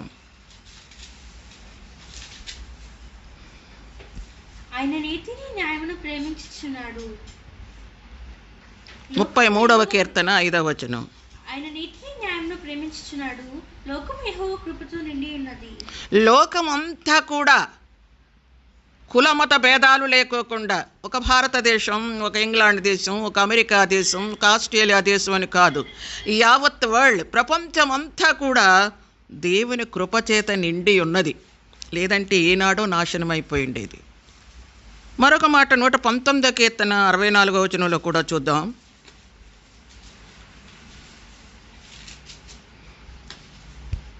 యెహోవా భూమిని కృపతో నిండి ఉన్నది. భూమి నీ కృపతో నిండి ఉన్నది. లోకమంతా నీ కృపతో నిండి ఉన్నది. భూమి నీ కృపచేత నిండి. భూమి అంటే మరి లోకం అన్న ఒకటే కదా. ఇక్కడ భూమి ఉంది, అన్ని దేశాలలో భూమి ఉంది. యావత్ ప్రపంచం భూమి మీద సృష్టింపబడినటువంటిదే, నిర్మించబడినటువంటిదే. కాబట్టి దేవా, ఈ భూమి, ఈ లోకం, ఈ లోకస్తులు క్షేమంగా బ్రతకాలంటే కావలసింది కృప. అందుకని ఓ పాట పాడతారు, నీ కృప లేకపోతే. నీ కృప లేకపోతే యేసయ్యా నేనేమైపోదును యేసయ్యా. నీ కృప లేకపోతే యేసయ్యా నేనేమైపోదును యేసయ్యా. హల్లెలూయా. దేవుని కృప అనేటటువంటిది మనుషులందరి మీద కూడా ప్రకాశింపచేయబడుతున్నది, ప్రసరింపచేయబడుతున్నది, వ్యాపిస్తూ ఉంది. అందుకే మనుషులు ప్రతి పరిస్థితిలో కూడా జీవించగలుగుతున్నాడు. భక్తుడు పాడుతున్నాడు తన అనుభవంలో. తను ఎన్ని కష్టాలను దాటుకుని వచ్చాడో, ఎన్ని సమస్యలను దాటుకుని వచ్చాడో మనకు తెలియదు. కానీ తన హృదయంలో నుంచి వచ్చిన పాట, నీ కృప లేకపోతే నేనేమైపోయుదును. నేను కూడా పాడవచ్చు ఆ పాట. మరణశయ్యపై ఉన్నటువంటి స్థితి నుంచి నన్ను దేవుడు తిరిగి మరలా ఇలాగా సువార్త ప్రకటించడానికి 4-5 సంవత్సరాల నుంచి దేవుడు వాడుకుంటున్నాడు. మరణ గోతికి సమీపించినటువంటి నన్ను డాక్టర్లే ఆశ్చర్యపోయేటట్లుగా అద్భుత రీతిగా దేవుడు మరలా నా ప్రాణాన్ని నాలోకి పంపించాడు. ఆయన కృప. అనేకుల ప్రార్థన ద్వారా నేను ఈ రోజున ఇలాగ ఉండగలుగుతున్నాను. కాబట్టి నేను పాడుకుంటాను, నీ కృప లేకపోతే నేనేమైపోయిందును. ఇప్పటికి అందరూ మర్చిపోయిందురు. నా శరీరం మన్నైపోయేటది. ఎముకలు కూడా చాలా కరిగిపోయి ఉంటాయి మట్టిలో. అక్కడక్కడ కరగని ఎముకలు మాత్రమే ఉండేవేమో. ఈ రోజున ఇలా ఉన్నాను, వాక్యం చెప్తున్నాను అంటే the grace of God. It's the grace of God. దేవుని యొక్క కృప, లవింగ్ కైండ్నెస్, ఆ ప్రేమ, ఆ మధురమైనటువంటి వాత్సల్యత లేకపోతే మానవ మనుగడ లేదు. మన చదువులు, మన ఉద్యోగాలు, మనకున్న ఆస్తిపాస్తులు, మనకున్నటువంటి డబ్బు లేక బంధువర్గం, ఎంతోమంది అధికారులు మనకు బంధువులు, స్నేహితులై ఉండవచ్చు. ఎవరిన్నా ఏం చేసినా మానవ జీవిత మనుగడకి ఉపయోగపడేది దేవుని కృప మాత్రమే. కాబట్టి భక్తుడు అంటున్నాడు, భూమి నీ కృపతో నిండి ఉంది. 59వ కీర్తన 16వ వచనం చూద్దాం. నీవు నాకు ఎత్తైన కోటగా ఉన్నావు, ఆపత్తిని నాకు ఆశ్రయంగా ఉన్నావు. నీ బలమును గురించి నేను కీర్తించుదను, ఉదయమైన కృపను గురించి ఉత్సాహగానం చేసేదను. ఉదయాన్నే లేవగానే నీ కృపను గూర్చి నేను ఉత్సాహగానం చేస్తాను. పడుకున్నప్పుడు ఆరోగ్యంగా పడుకున్నాను, లేచినప్పుడు ఆరోగ్యంగా లేచాను. ఎంతోమంది రాత్రుల్లో వెళ్ళిపోతున్నారు, నిద్రలో నుంచి వెళ్ళిపోతున్నారు, వ్యాధి వచ్చి వెళ్ళిపోతున్నారు, సమస్యలతో వెళ్ళిపోతున్నారు, చంపబడుతున్నారు, న్యాచురల్గా చనిపోతున్నారు, రకరకాలు. ఈరోజు ఉదయం నేను లేచానంటే దేవుని యొక్క కృప అని గుర్తించగలుగుతున్నాడు భక్తుడు. అంటున్నాడు, ప్రతి ఉదయం నేను నీ కృపను గూర్చి ఉత్సాహగానం చేస్తాను. ప్రభు, ఆ రాత్రి నన్ను ఆరోగ్యంగా ఆహారం ఇచ్చి పడుకోబెట్టావు. ఉదయాన్నే లేవలేని స్థితిలో ఎంతమంది ఉంటున్నారో, నిద్ర లేచేటప్పటికే మనుషులు ఏమైపోతున్నారో తెలియనటువంటి దినాలలో మన జీవితంలో ఉదయాలు, సాయంకాలాలు, రాత్రులు, పగళ్ళు గడిచిపోతూ ఉన్నాయి.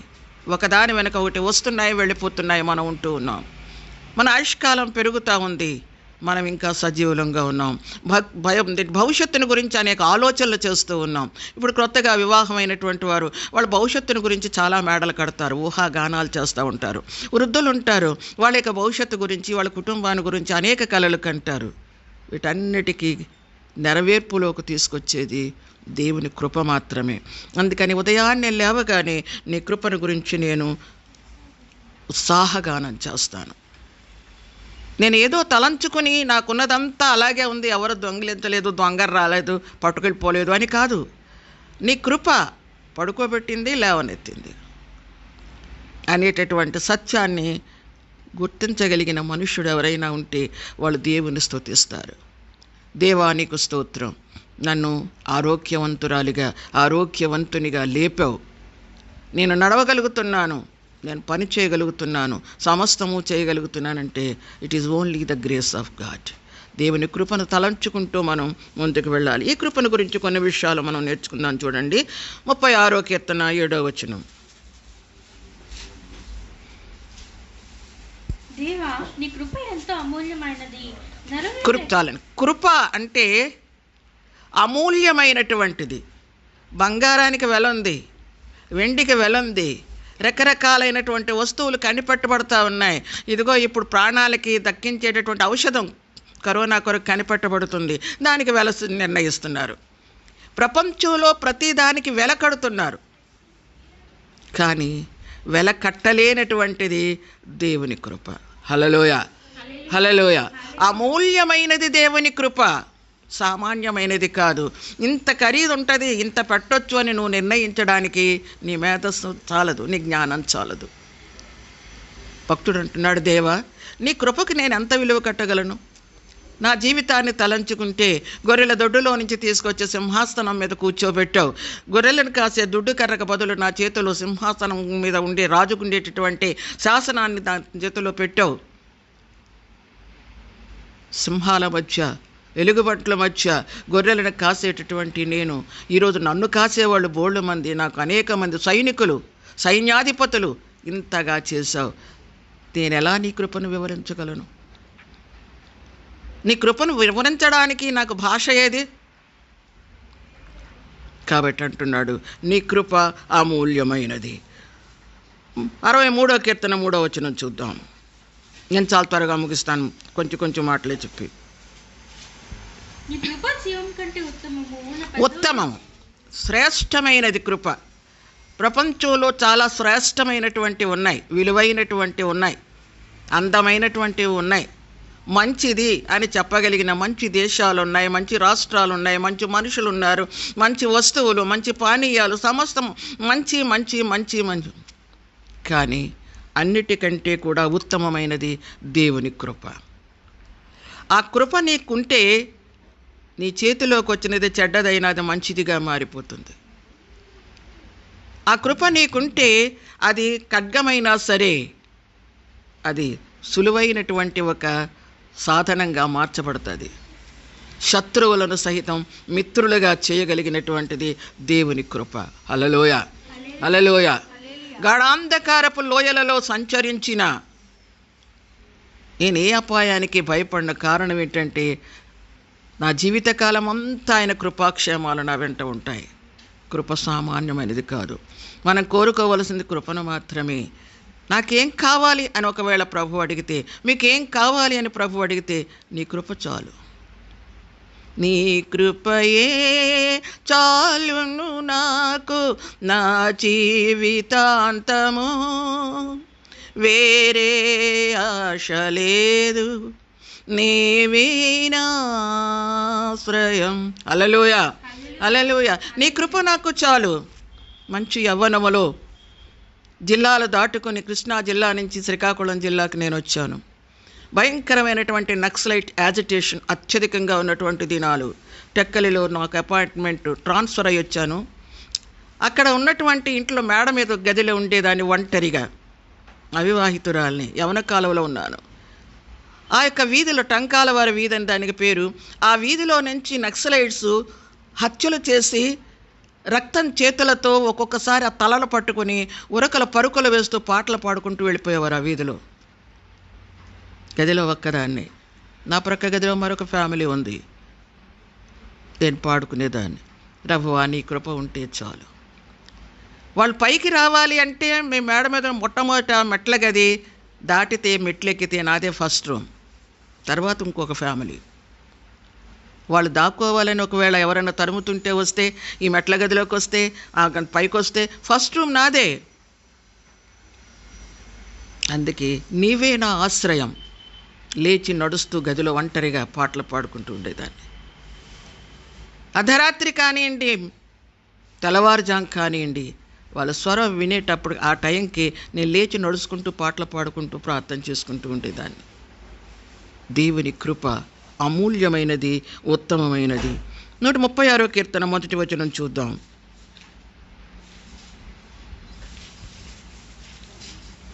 యెహోవా దయాళుడు, ఆయన కృతజ్ఞతాస్తుతులు చెల్లించుడి, ఆయన కృప నిరంతరముండును. ఆయన కృప ఒకరోజు ఉండేది కాదు. మనుషులు ఒకరిపై ఒకరు జాలి చూపిస్తారు. కృప అంటే జాలి అనుకుంటాం మనం. ఎన్నాళ్ళు ప్రేమ, ఎన్నాళ్ళు శాశ్వతమైనటువంటి ప్రేమ మనుషుల దగ్గర నుంచి పొందడానికి అవకాశం లేదు. ఈరోజు ప్రేమిస్తారు, రేపు ద్వేషిస్తారు. ఇవాళ రండి కూర్చోండి అంటారు, రేపు తలుపులు వేసేస్తారు. మానవ హృదయంలో నుంచి వెలువడే ప్రేమ కానీ వాత్సల్యత కానీ ఏదైనా కూడా అశాశ్వతమైనది. నువ్వు మేలు చేస్తే, నువ్వు వాళ్ళకి ఇష్టమైన పనులు చేస్తే నిన్ను ప్రేమిస్తారు, లేదంటే ద్వేషిస్తారు. ఇది న్యాచురల్, మానవ నైజం ఇది. నువ్వెంత పాపం చేసినా సరే, దేవునికి ఎంత దూరంగా బ్రతికే జీవితం నీకున్నా సరే, విడవక ప్రేమిస్తాడు, కృప చూపిస్తాడు దేవుడు. నిరంతరము నిలుచును. యెహోవాను స్తుతించుడి, ఆయన దయాళుడు, ఆయన కృప నిరంతరముండును, ఆయన కృప నిరంతరముండును, ఆయన కృప నిరంతరముండును. యెహోవాను స్తుతించుడి, ఆయన దయాళుడు, ఆయన కృప నిరంతరముండును. దేవుని కృప నిరంతరం ఉంటుంది. నువ్వే పాపం చేసినా సరే, నువ్వు దారి తప్పి తిరుగుతున్నా సరే, నీ వెనకాల వస్తుంది చేతి. ఆయన చేతులు నీ వెనకాల ఉంటాయి. నువ్వు పారిపోతూ ఉంటే, నువ్వు చెడు పనులు చేసి దాక్కోవాలని ప్రయత్నిస్తూ ఉంటే, నా కుమారుడా, నా కుమార్తె, భయపడద్దు, నేనున్నా, నేను నిన్ను ఆదరిస్తాను, నా దగ్గరికి చేర్చుకుంటాను. ఎంత పాపినైనను యేసు చేర్చుకొనును, అంచునే సువార్తను అంతటా జటింతును. హల్లెలూయా. కృప శాశ్వతమైనది. ఎంత పాపినైనా సరే ఆయన కృప చూపించడానికి సిద్ధంగా ఉన్నాడు. కొరియా నుంచి ఒక భక్తుడు వచ్చాడు దేవుని వాక్యం చెప్పడానికి. శ్రీకాకుళంలో మీటింగ్ సరైన చేశాం. ఆ మీటింగ్స్ అయిన తర్వాత చర్చిలో ఆయన చెప్పాడు వాక్యం ఏంటంటే, అతను భయంకరమైన గజ దొంగ, హంతకుడు. అతన్ని పట్టించినటువంటి వారికి ఇన్ని లక్షలని బహుమానం చెప్పి రోడ్ గోడల మీద అటు మీద ఆయన ఫోటోలు పెట్టి ఎన్నో రకాలుగా ప్రయత్నించినప్పటికీ కూడా రోజుకొక వేషం వేసుకొని అధికారులకి, పోలీస్ డిపార్ట్మెంట్కి ఎవరికి దొరకకుండా తప్పించుకు తిరిగినటువంటి వాడు. అటువంటి వాడు ఒకసారి దొంగతనం చేస్తున్నప్పుడు కాలు కూడా కొంచెం ఇదయ్యి కాలు కుంటుతుంది. అలాంటి పరిస్థితుల్లో ఉన్నవాడు ఒక రోజుని ఒక క్రైస్తవ మీటింగ్ జరుగుతుంటే దానిలోకి వెళ్ళాడు. ఎందుకంటే వాక్యం విందామని కాదు. 2 రోజులు 3 రోజులు మీటింగులు జరుగుతాయి. వీళ్ళంతా ఇళ్ళు వదిలేసి, ఊర్లో వదిలేసి వచ్చినప్పుడు వాళ్ళ దగ్గర తప్పకుండా డబ్బు ఉంటుంది కనుక అందరూ మైమరిచి వాక్యం వింటున్నప్పుడు వాళ్ళ బ్యాగులన్నా ఎత్తుకెళ్ళిపోవచ్చు, లేకపోతే ఇంకేదైనా చేయొచ్చు అని దొంగతనానికి ఆ పెండాల్లోకి వచ్చాడు. స్టేజ్ మీద నుంచి వాక్యం బోధిస్తున్నాడు ఆ యొక్క వాక్యోపదేశకుడు. ఆ మాటలో అతను అన్నాడంట, ఎంత పాపినైనా యేసు ప్రేమిస్తాడు, చేర్చుకుంటాడు అనే మాట చెప్తుంటే అది ఇతని చెవుల్లోకి వచ్చింది. నిజమా? ఆగిపోయాడట. నేను హంతకుడిని, నన్ను పట్టుకుంటే ఉరి వేస్తారు, నాకు భయంకరమైన శిక్ష ఉంది, యేసు ప్రభువు నన్ను చేర్చుకుంటాడా? లోకమంతా నాకు శత్రుత్వమే, నేను చేసిన పనులు అలాంటివి. అతనేంటి ఇలా చెప్తున్నాడు? నిలబడిపోయాడు. దొంగతనం చేయడానికి అతని మనసు అంగీకరించలేదు. వాక్యం అంతా అయిపోయాక పాస్టర్ గారి దగ్గరికి వెళ్ళాడు. పాస్టర్ గారు, మీరు చెప్పిన వాక్యం విచిత్రంగా ఉంది. లోకంలో ఎవ్వరూ కూడా ఒక పాపిని చేర్చుకోవడానికి ఇష్టపడరు కదా, అలాంటిది ఎంత పాపినైనా యేసు చేర్చుకుంటాడని చెప్తున్నారు ఏంటి? Is it correct? అప్పుడు ఆయన కొంత సువార్త చెప్పి, అవును బాబు, యేసు ప్రభు అందరిలాంటి వాడు కాదు, క్షమించడానికి ఆయన సిద్ధమైన మనస్సు కలిగినటువంటి వాడు, నీవు అడిగితే ఆయన నేను క్షమిస్తాడు అన్నప్పుడు వెంటనే అతడు మారు మనసు పొంది పశ్చాత్తాపపడి పోలీస్ స్టేషన్కి వెళ్ళిపోయి, మీరు వెతుకుతున్న దొంగ నేనే, మీరు ఏం శిక్ష విధిస్తారో నేను ఇప్పుడు ఇక చేయకూడదు అనుకుంటున్నాను, నాలో రిపెంటెన్స్ వచ్చింది, రియలైజేషన్ వచ్చింది, నేను ఇక పాపం చేయను, నేను యేసుక్రీస్తు దాసుడిని అయిపోతున్నాను, మీ ఇష్టమని పోలీస్ డిపార్ట్మెంట్కి తను తాను ఇచ్చేసుకున్నప్పుడు వాళ్ళు శిక్ష కొంత తగ్గించి కొన్ని సంవత్సరాలు జైల్లో ఉంచి అతన్ని విడుదల చేశారు. విడుదల చేశాక యేసు ప్రభు భక్తుడుగా ఉండి అనేక ప్రాంతాలలో తిరిగి దేవుని సువార్త ప్రకటిస్తున్నాడు. చున్ చుక్లి అతని పేరు, కొరియా ద్వారా శ్రీకాకుళం వచ్చాడు, దేవుని సువార్త ప్రకటించాడు.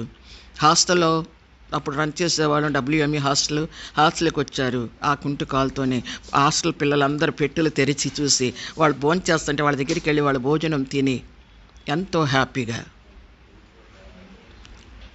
మనిషిని మార్చగలిగినది దేవుని కృప మాత్రమే. పోలీస్ స్టేషన్లు, పోలీసులు, శాసనాలు మార్చలేవు మనిషిని. ఆ కొంతకాలం ఆ కస్టడీలో కట్టుదిట్టాల్లో ఉంటారు, బయటకు వచ్చాక మళ్ళీ శరామామూలే. వాళ్ళ మనస్తత్వం మారదు, మరి కొంచెం రాటు తేరిపోతారు, కఠినులైపోతారు. శిక్షావిధి మార్చలేనిది ప్రేమ మారుస్తుంది, శిక్షావిధి మార్చలేనిది క్షమాపణ మారుస్తుంది, శిక్షావిధి మార్చలేనిది కృప మారుస్తుంది. ఇవన్నీ యేసుక్రీస్తు యొక్క ఆయుధాలు, ఆభరణాలు. యేసు అంటే కృప, యేసు అంటే క్షమించగలిగినటువంటి వాడు, యేసు అంటే ఎవరినైనా దగ్గర చేర్చుకుని ఆదరించేటటువంటి వాడు. యేసుకి ఏం అడ్రస్ చెప్తాం? కృపామయుడు, ఆయన దయామయుడు, వాత్సల్య పరిపూర్ణుడు. ఈరోజు యావత్ ప్రపంచాన్ని పిలుస్తూ ఉన్నాడు, రండి నా దగ్గరికి రండి. ఎవ్వరూ మిమ్మల్ని రక్షించలేరు. ఏ దేవుడు, ఏ దేవత, ఏ పేరు పెట్టబడినటువంటి వారైనా సరే యేసు తప్ప మరొక రక్షకుడు లేనే లేడు. భయంకరమైనటువంటి పరిస్థితులు అనాది కాలం నుంచి మనం వింటున్నది దుష్ట శిక్షణ, శిష్ట రక్షణ. దుష్టులను శిక్షించడానికి అనేక అవతారాలు వచ్చాయి. యేసు ప్రభు వచ్చిన తర్వాత చెప్పాడు, వైద్యుడు ఎవరికి కావాలి అని ప్రశ్నించాడు. అప్పుడు అందరూ చెప్పారు, రోగులకే కదా అన్నారు. మీరు ఒప్పుకుంటారా దాన్ని? వైద్యుడు ఎవరికి కావాలి? రోగికేనా? అప్పుడు యేసు ప్రభు అన్నాడు,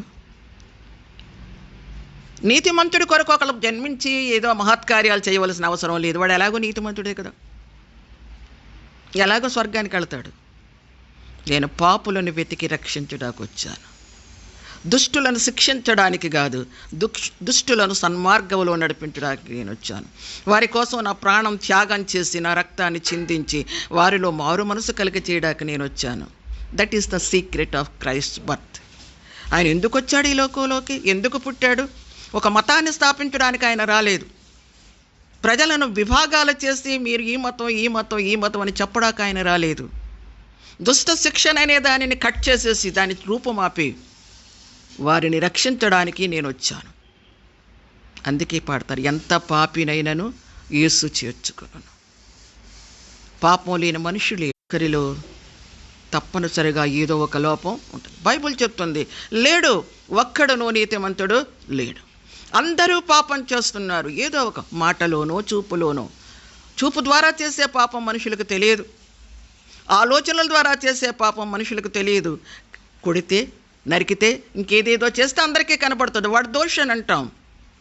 తలంపుల ద్వారా చేసే పాపాలు, చూపుల ద్వారా చేసే పాపాలు, ఇవన్నీ ఎవరికి తెలుస్తాయి? కాబట్టి నీతిమంతులే అందరూ. వాడు ఎవరిని చంపలేదు, వాడు ఎవరిని నరకలేదు, ఎవరిది దోచుకోలేదు. Is righteous person.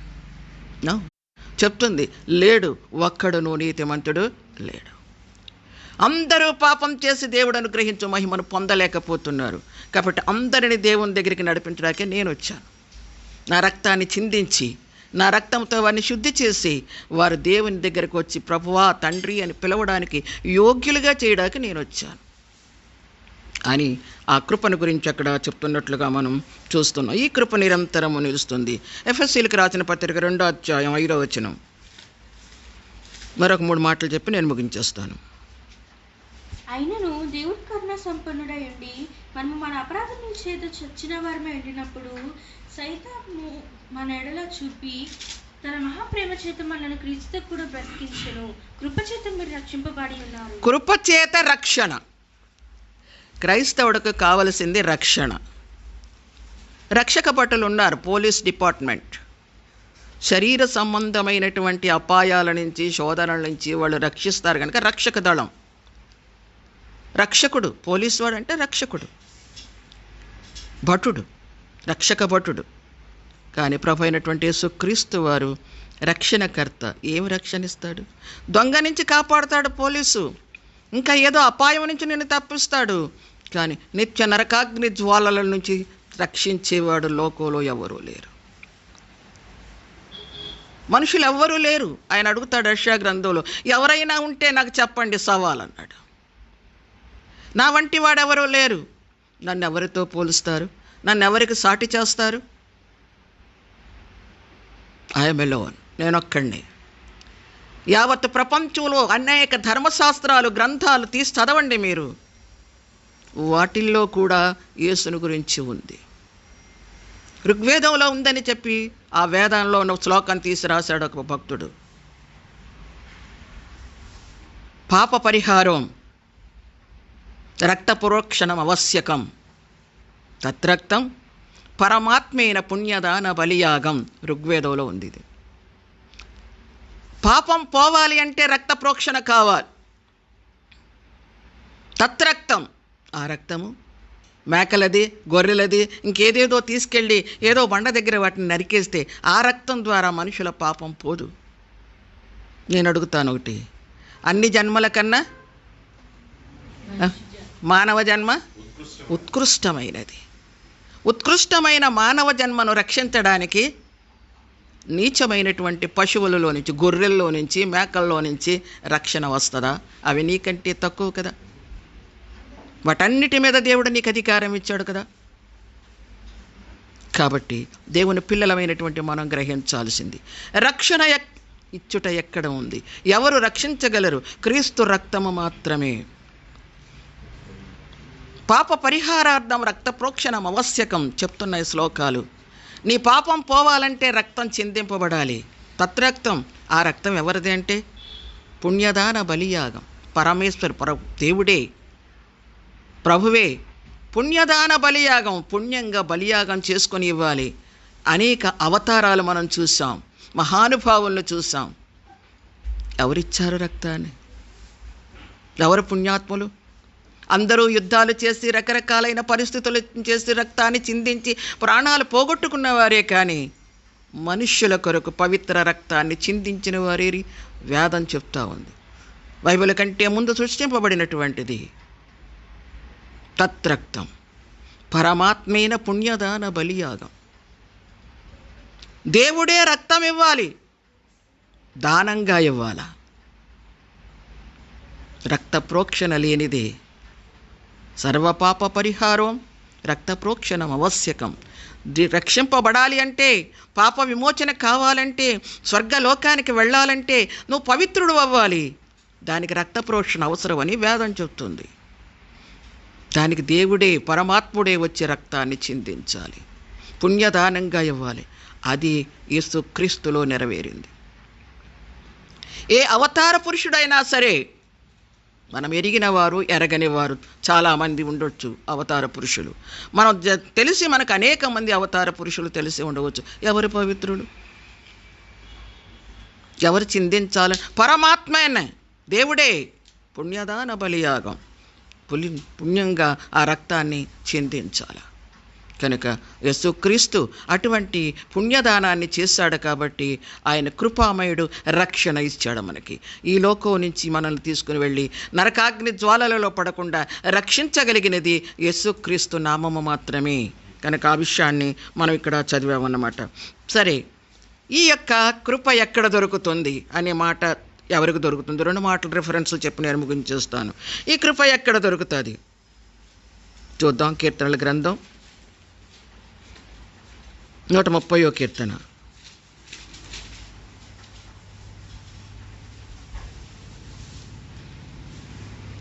7వ వచనం చూడండి. ఇశ్రాయేలు యెహోవా మీద ఆశ పెట్టుకొనుము, యెహోవా యొద్ద కృప దొరుకును. యెహోవా యొద్ద కృప దొరుకును. అమెరికా వెళితే, ఇంగ్లాండ్ వెళితే, ఆస్ట్రేలియా వెళితే, చంద్రమండలంలోకి వెళితే, గ్రహాలలోకి వెళితే వాళ్ళు కూడా దేవుని కృప కొరకు ఆశపడి వెళుతున్నారు. కృప ఎక్కడ దొరుకుతుంది? ఎవరి దగ్గరికి వెళితే దొరుకుతుంది? ఏ దేశం వెళితే దొరుకుతుంది? ఏ కొండ ఎక్కితే దొరుకుతుంది? ఇక్కడ చెప్తున్నాడు, యెహోవా యొద్ద కృప దొరుకును. Only one place. He is the God of all nations. అన్ని జాతుల వారికి, అన్ని దేశాల వారికి, ఈ యావత్ ప్రపంచాన్ని సృష్టించిన సృష్టికర్త అయిన దేవుడు యెహోవా, ఆయనే కుమారుడిగా ఈ లోకంలోకి వచ్చాడు యేసుక్రీస్తు. నీకు కృప కావాలా? నా దగ్గరికి రండి, నేను కృప ఇస్తాను మీకు. ఎక్కడ కృప దొరకదు. ఇందాక పాడం, నీ కృప లేకపోతే యేసయ్యా నేనేమైపోదును యేసయ్యా. నీ కృప లేకపోతే నేనేమైపోయిందును. అనేక సార్లు మనుషులు అంటారు, సడన్గా తప్పిపోయిందండి ప్రమాదం, ఆ బండి కింద పడాల్సింది, ఆ లారీ కింద పడాల్సింది, లేదా పాము వచ్చి కరవాల్సి, ఆల్ ఆఫ్ సడన్ దేవుడే తప్పించాడు. తలంచుకుంటూ ఉంటారు, ఏ పేరు చెప్పకపోయినా దేవుడు. నీ కృప లేకపోతే, ఆయన కరుణ లేకపోతే, ఆయన వాత్సల్యత లేకపోతే ఏమైపోతాం? ఈరోజు ఆరోగ్యవంతులంగా ఉన్నాం, సంతోషంగా ఉన్నాం, యవ్వన కాలంలో వివాహం చేసుకుని జతపరచబడి హ్యాపీగా మీరున్నారు. ఎవరిని బట్టి? అమ్మ నాన్నలను బట్టి కాదు, అత్త మామలను బట్టి కాదు, పాస్టర్ గారిని బట్టి కాదు, రక్త సంబంధీకులను బట్టి కాదు, దేవుని కృప. నీ కృప నా జీవితంలో ఏ వయస్సులో ఏది చేయాలో అది చేస్తూ ఉంది. నీ కృప నాకు సమయానుకూలంగా ఆహారం ఇస్తూ ఉంది, ఆరోగ్యం ఇస్తూ ఉంది, నడిపిస్తూ ఉంది. హల్లెలూయా, హల్లెలూయా. నీ కృప కావాలంటే, ఇట్టి కృప కావాలంటే యెహోవా దగ్గర మాత్రమే కృప దొరుకుతుంది. ప్రపంచంలో యాత్ర చేసి ఎన్ని స్థలాలకు వెళ్ళి తిరిగినా, ఎన్ని నదులలో స్నానం చేసినా కృప దొరకదు. జీవితానికి అవసరమైన కృప దొరకదు. ధరణిలోని జలములెల్ల దేహశుద్ధి కొరకెగా, సిలువలోను చార్చిన రక్తము మాత్రమే రక్షణ. సిలువలో నీవు కార్చిన రక్తం హృదయ శుద్ధినీయగలదు. త్వరగరా త్వరగరా త్వరగరా త్వరగరా, దైవవరము జీవజలం త్రాగరారండి. దైవవరం యేసుక్రీస్తు ఈ లోకానికి వచ్చి రక్తాన్ని చిందించాడు. నీకు రక్షణ కావాలంటే, నువ్వు స్వర్గలోక ప్రాప్తి చెందాలంటే యేసు దగ్గరికి రా. ధరణిలోని జలములల్లా నన్ను ఆత్మీయంగా నడిపించినటువంటి సహోదరు, నేను క్రైస్తవ జీవితం పుట్టిన ఆత్మీయ అనుభవాలు నాకు లేవు. క్రీస్తుని ప్రేమించి ఆయన ఆరాధించడం అనేటటువంటి దానిలో యవన కాలం వరకు, ఉద్యోగంలోకి వచ్చే వరకు నామినల్ క్రిస్టియన్. ఏదో చర్చికి వెళ్ళడం, బైబిల్ చదవడం, ప్రార్థన చేయడం. తెలంగాణలో నుంచి రక్షింపబడి పసుపులేటి లక్ష్మీ కుమారి అనేటటువంటి సహోదరి నా కోవర్కరు, ఆవిడ క్రీస్తుని ఎలా అంగీకరించారో, ఏ రకంగా ఆవిడ ప్రభువుని అవంతా చెప్పాలంటే ఇప్పుడు అవ్వదు. ఆమె నన్ను క్రీస్తులోకి నడిపించింది. ఆమె తల్లి తుంగభద్రమ్మ, ముగ్గురు కూతుళ్ళు ఈమె భారతదేశంలో ఉన్న పుణ్యక్షేత్రాలన్నీ తిరిగారు, దర్శించారు, స్నానాలు చేశారు, అన్ని నదుల్లో కూడా. త్రివేణి సంగమంలో కూడా మునిగి స్నానం చేశారు, గురోపదేశం పొందారు. మహా తీక్షణమైన భక్తి కలిగిన హైందవ సాంప్రదాయం కలిగిన కుటుంబం నుంచి ఆవిడ బయటకు వచ్చింది. అయితే తల్లి రాలేదు, తుంగభద్రమ్మ గారు. ఆవిడ కాశీకి వెళ్ళి ఇంత ఎత్తడి బింది తెచ్చుకున్నారు, సీల్ చేసేసి ఉంటుంది పైన, అందులో కాశీ నీళ్లు ఉంటాయట. చనిపోయేటప్పుడు దాన్ని పగలకొట్టి ఆ నీళ్ళు వాళ్ళ నోట్లోకి పోస్తే వాళ్ళు స్వర్గానికి వెళ్ళిపోతారు, అది వారి నమ్మకం. అది తెచ్చుకున్నారు. కూతురు దగ్గరికి వచ్చేవారు, నేను తను కలిసి ఉండేవాళ్ళం కనుక వచ్చేవారు. అక్కడ ఎక్కడికి వెళ్ళినా అది మోసుకుని వెళ్ళిపోయేవాళ్ళు, ఎప్పుడు చచ్చిపోతాను అని. అమ్మా, ఇది నేను చనిపోయే ముందు నాకు ఈ గొంతులోకి నీళ్లు పోయండి అని. అటువంటి ఆవిడతో దేవుడు మాట్లాడాడు. చాలా వ్యతిరేకించింది, కూతురు చాలా బాధలు పెట్టింది, అదంతా చెప్పడానికి చాలదు. అయితే యేసు ప్రభువును రక్షకుడిగా అంగీకరించి ఆ యొక్క ఇత్తడి బిందెని అవతలిసిరేసింది. ఆవిడ చనిపోయే ముందు వేసవి కాలం కొంచెం 2 విరోచనాలు అయ్యాయి అంతే. ఇలా పడుకొని యేసు ప్రభు వస్తున్నాడు, నన్ను పిలుస్తున్నాడు, నేను వెళుతున్నాను అని చెప్పి చనిపోయాను. గురోపదేశం పొందింది, త్రివేణి సంఘములో స్నానం చేసింది. మహా నిష్ట కలిగినటువంటి హైందవ దైవభక్తి కలిగినటువంటి స్త్రీ. దేవుని యొక్క సీక్రెట్, ఆయన యొక్క రహస్యం ఏమిటో, ఆయన ఎవరో తెలుసుకుంది. యేసుకు తన జీవితాన్ని అంకితం చేసింది. కృప ఎక్కడ దొరుకుతుంది? యెహోవా యొద్ద మాత్రమే. లోకంలో సుఖభోగాలకు కావలసింది. ఒకవేళ నేను కష్టపడ్డాను, నా తల్లిదండ్రులు నన్ను చదివించారు, నేను ఉద్యోగం చేస్తున్నాను, నా సంపాదనతో నేను ఇల్లు కట్టాను, నేను అది సంపాదించాను, ఇది సంపాదించాను, అతిశయిస్తున్నావేమో. యెహోవా ఇవ్వకపోతే ఏదీ నీకు రాదు. నీ కష్టార్జితాన్ని నువ్వు అనుభవించడానికి కూడా దేవుని ఆజ్ఞ కావాలి, లేకపోతే నీ కష్టార్జితం అంతా వృధా అయిపోతుంది. కనుక కృపను గురించినటువంటి మాటలు, ఈ కృప కావాలంటే దేవుని సన్నిధికి రావాలి. ఎవరికి దొరుకుతుంది? 3 రిఫరెన్సులు చదివించేసి ముగించేస్తాను నేను. కృప ఎవరికి లభిస్తుంది? హెబ్రీయులకు రాసిన పత్రిక కీర్తన 32:10.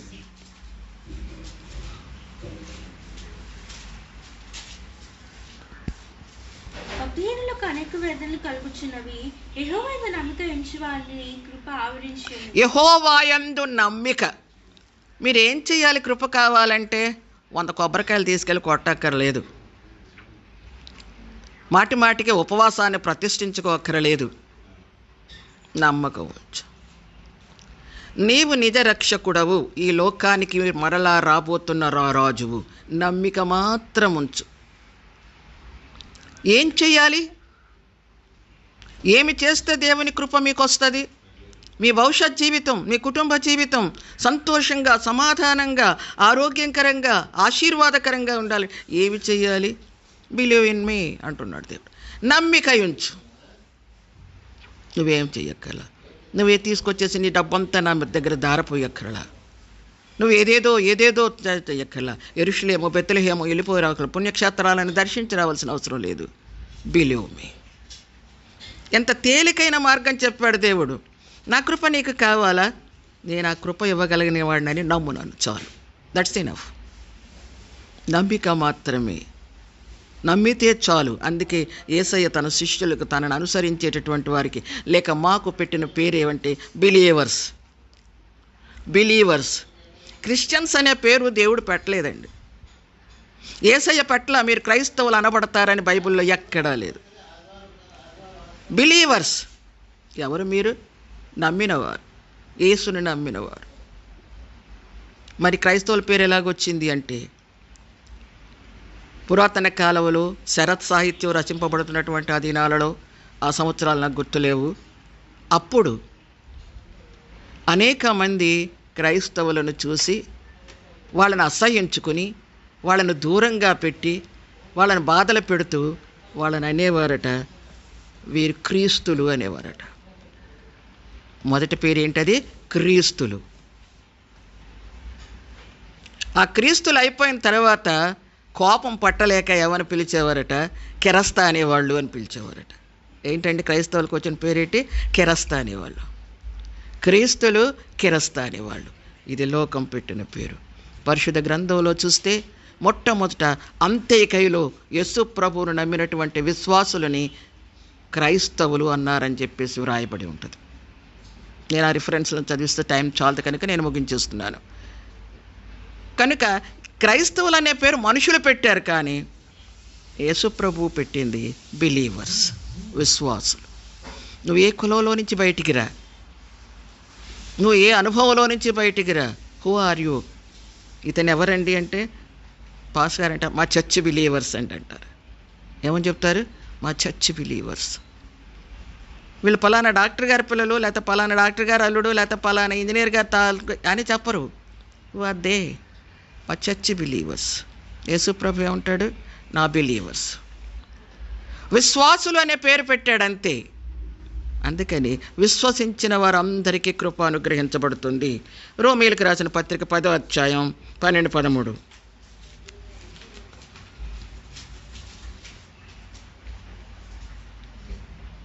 యూదుడైన గ్రీసు దేశస్థుడని భేదము లేదు, ఒక ప్రభువే అందరికీ ప్రభు అయింది, తనకు ప్రార్థించే వారందరిలో కృప చూపుటకు ఐశ్వర్యవంతుడై ఉన్నాడు. తనను ప్రార్థించు వారందరికీ కృప చూపిస్తాడు. అది ఎవరైనా సరే, నువ్వు ఏ కులమైనా సరే, ఏ దేశస్థుడవైనా సరే, నిరక్షరాస్యుడవా, పెద్ద పండితుడవా, అందమైన దానివా, అందవిహీనురా, నువ్వెవరివైతే నాకెందుకు? ఇక్కడ ఏమంటున్నాడు? ప్రార్థించు వారందరికీ. నా ప్రభువా అని పిలిస్తే చాలు, నేనేం చేస్తాను? కృప అనుగ్రహిస్తాను, నేను బహుమానం ఇస్తాను. నన్ను నా దగ్గరికి వచ్చి నా మీద నమ్మకం ఉంచారు. నేను పేపర్లో ఒక విషయం చదివాను. నేను ఒక డబ్బు ఉన్నటువంటి ఆ పెద్ద ఆఫీస్ ఏదో ఉందో, అందులో ఒక సహోదరి పనిచేస్తూ ఉంది, ఉద్యోగం. ఒక వృద్ధుడు దృష్టి భాగ్యం లేనటువంటి వాడు అలా రోడ్డు మీద బస్సు ఎక్కడానికి వెళ్తూ ఉన్నాడు. ఆవిడ ఆఫీసు నుంచి బయటకు వచ్చింది. గుడ్డివాళ్ళలాగున్నాడు, తడుముకుంటున్నాడు. గబగబా అతని దగ్గరికి వచ్చింది. వచ్చి ఏంటి ఎక్కడికి వెళ్తా ఉంటే, నేను పలానా బస్సు ఎక్కాలి అన్నాడు. ఆ బస్సు దాటి వెళ్ళిపోతుంది. అతన్ని అక్కడ వదిలేసి పరుగు పరుగు పరుగు బస్సు వెనకాల పరిగెత్తింది. బస్సు వెనకాల పరిగెత్తితే ఏంటి ఆడ మనిషిలా పరిగెత్తుకొస్తుందని బస్సు ఆపితే, ఇతన్ని తీసుకెళ్ళి ఆ బస్సులో ఎక్కించి ఇతను పలానా దగ్గరికి వెళ్తాడు తీసుకెళ్ళి. ఈ విషయం వైరల్గా అందరికీ తెలిసిపోయింది. ఆమె పనిచేస్తున్న ఆఫీసు వారు ఆమె గురించి తెలుసుకొని ఆమె ఇంటికి వెళితే ఒక పేదరాలు, నా భార్య భర్తలు ఒక చిన్న ఇంట్లో ఉంటున్నారు, వాళ్ళకు ఒక ఇల్లు రాసి ఇచ్చేసారట. కృప, ప్రేమ, మంచి నమ్మకం. ఆమె మీద ఒక నమ్మకం కలిగింది మనిషికి, ఆ అధికారులకి ఒక ఇల్లు రాసి ఇచ్చేసాడు. ఆమె చేసిన మంచితనం. నీకు దేవుని మీద నమ్మకం కలిగితే ఒక మనిషే ప్రతిఫలం ఇచ్చినప్పుడు దేవుడు నీకు ఇవ్వడా? తనను ప్రార్థించు వారందరికీ కూడా ఆయన కృప చూపువాడై ఉన్నాడు. ఆఖరి మాట చదువు ముగించేస్తాను. 1 పేతురు 5వ అధ్యాయం 5వ వచనం.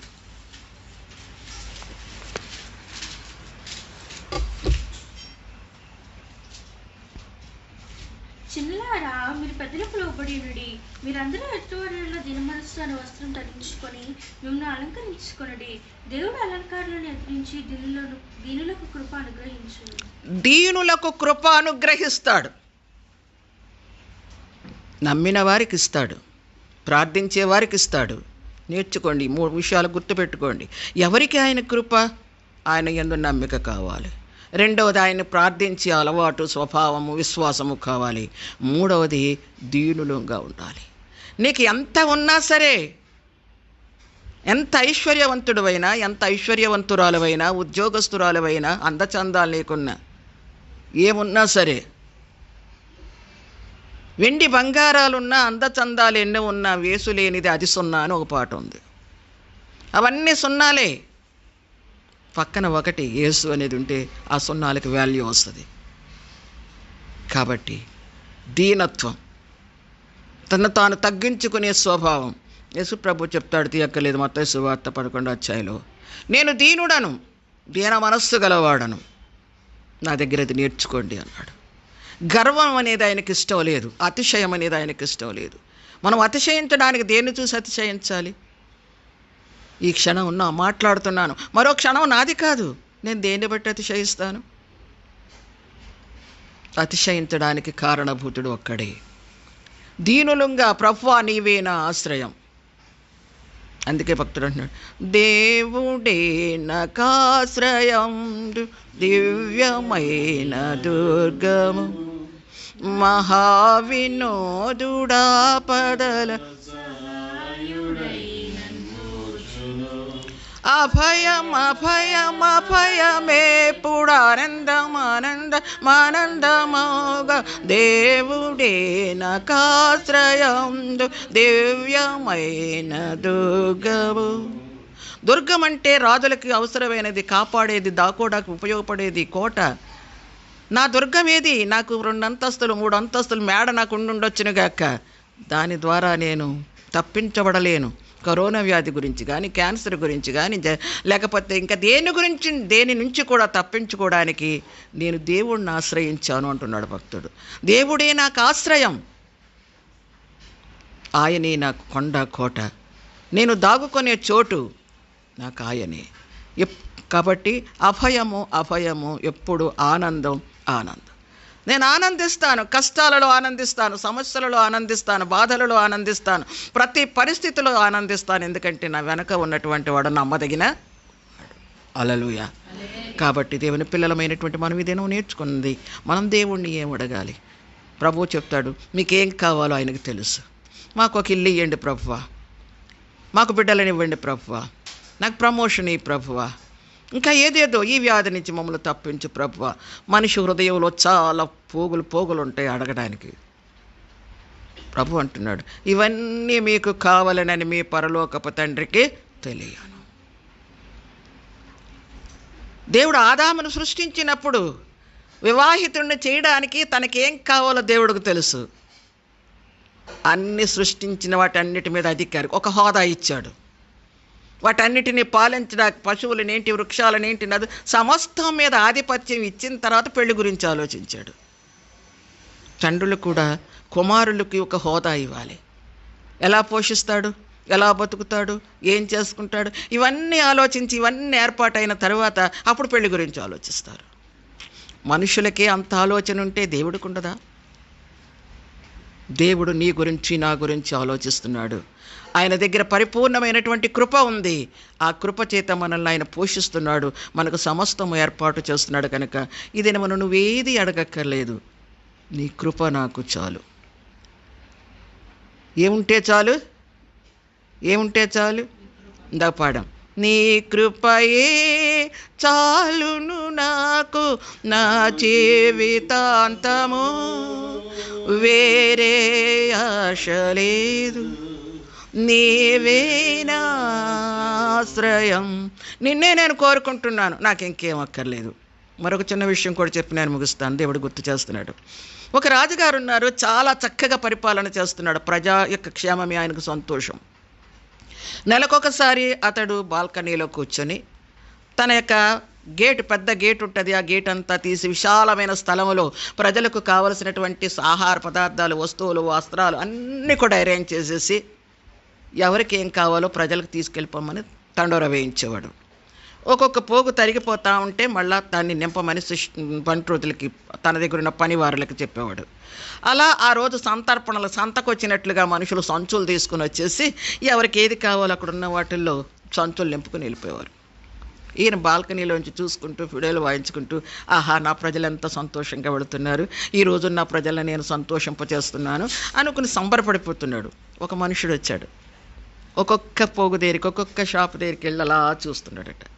ఏది తీసుకోడు, అతని చేతిలో సంచి లేదు, ఏమీ లేదు. ఒక్కొక్క దగ్గర ఆగి ఒక్కొక్కటి కొంచెంసేపు చూస్తే ఇతను బాధపడుతున్నాడు. ఇంతమందిని చూస్తాను, ఎంత హ్యాపీగా వెళ్ళిపోయారు, వీడేంటి ఎక్కడా ఏది తీసుకోడాడు, ముఖంలో సంతోషము లేదు, నేనేం తక్కువ చేశాను, మనుషులకు అవసరమైనవి అన్నీ పెట్టాను కదా, నేనేం తక్కువ చేశాను అని మదన పడిపోతున్నాడు రాజు. అలా మొత్తం ఆ గ్రౌండ్లో పెట్టినట్టన్నిటి దగ్గరికి వెళ్ళాడు, ఒక్కటి కూడా తీసుకోలే. ఇతనికి అవసరమైంది ఏంటో, నేను ఎంత పొరపాటు చేశాను, మనుషులందరికీ అవసరమైనవి అన్నీ పెట్టానే, నేను ఎందుకు వాటికి అవసరమైందో ఆలోచించలేకపోయాను అని కలవరపడుతున్నాడు, దుఃఖపడుతున్నాడు. ఈలోపు అతను నడుచుకొని మెట్లు ఎక్కుతున్నాడు బాల్కనీ దగ్గరికి. ఇదేంటి వీడు నా దగ్గరికి వచ్చేస్తున్నాడు, వాడికి ఇవ్వండి కావాల్సింది ఏం పట్టలేదని నేను కొట్టేస్తాడా? నన్ను చంపేస్తాడా, నన్ను ఏం చేసి వస్తాడు అనుకుని గాబరా పడుతున్నాడు. సైనికులు ఉన్నారు. అతను గబగబా రాజు దగ్గరికి వెళ్ళి అమాంతంగా రాజుని ఎత్తుకున్నాడట. ఎత్తుకుని మెట్లు దిగి పరిగెడుతున్నాడు. ఎంతమంది వెంటబడినా ఆడు పరుగుతో ఎవరు సాహసించలేకపోయారు. పరుగు పరుగు పరుగు పరుగుని వెళ్ళిపోయాడు. కొంత దూరం వెళ్ళాక రాజు అడిగాడట, ఏమి నీకేం కావాలి అడిగితే నేను ఇస్తాను కదా, నన్ను ఎందుకు తీసుకెళ్ళిపోతున్నావు? రాజా, నువ్వు పెట్టినవి తీసుకుంటే మళ్ళీ నెల వచ్చేటట్టుకు అయిపోతే నేను రావాలి, మళ్ళీ సంచి పట్టుకు రావాలి, అన్నీ మోసుకెళ్ళాలి. నిన్నే తీసుకెళ్ళిపోతే నీవన్నీ నావే కదా. అవునండి, నమ్ముతారా? నువ్వే నాకుంటే చాలు కదా, నీ పక్కన నేనుంటే, నా పక్కన నువ్వు ఉంటే నీకున్నాయన్నీ నావే కదా, నేను ఎందుకు మోసుకుని బరువులు తీసుకుని వెళ్ళాలి, నువ్వు నాకు కావాలి అన్నాడు. అలాగున దేవుని సన్నిధిలో ఇది అది అని కాదు, నీ ఉంటే నాకు చాలు యేసయ్యా, నీ వెంటే నేను ఉంటా యేసయ్యా, నీ ఉంటే నాకు చాలు యేసయ్యా, నీ వెంటే నేను ఉంటా యేసయ్యా. నువ్వు ఉంటే నాకు చాలు యేసయ్యా, నువ్వు నాకు కావాలి, నీ కృప నాకు కావాలి అని దేవుని సన్నిధిలో ప్రార్థించే వారంగా ఉందాం. ఈ అంచె దినాలలో భయమును భీతిని వదిలి సంతోషంగా జీవించడానికి దేవుడు తన కృపను మనకు అనుగ్రహించునుగాక. ఆమేన్. ప్రార్థన చేసుకుందాం. స్తుతికి పాత్రుడైన దేవానికి స్తుతులు చెల్లిస్తున్నాను తండ్రి. ఈ యొక్క ఉదయకాలంలో పరిశుద్ధ దినమును తండ్రి, పునరుత్థాన దినమును మేము తండ్రి ఆచరించడానికి మీరు మాకు సహాయం చేశారు. మా ప్రభు పరిస్థితులు ఎన్నో రకాలుగా ఉన్నప్పటికీ దాన్ని అధిగమించి తండ్రి నాయన ఈ రీతిగా తండ్రి నీ వాక్యాన్ని పంచుకోవడానికి, ప్రజలకు నీ వాక్యాన్ని అందజేయడానికి ఇచ్చిన కృపను బట్టి నీకు స్తుతులు. వాక్యం విన్న బిడ్డలంతా కూడా తండ్రి నీ వాక్యాన్ని తమ హృదయంలో పదిలపరుచుకుని తండ్రి నిన్ను అంగీకరిస్తూ, నిన్ను హృదయంలో చేర్చుకుంటూ నిన్ను వెంబడించే భాగ్యం వారికి దయచేయండి.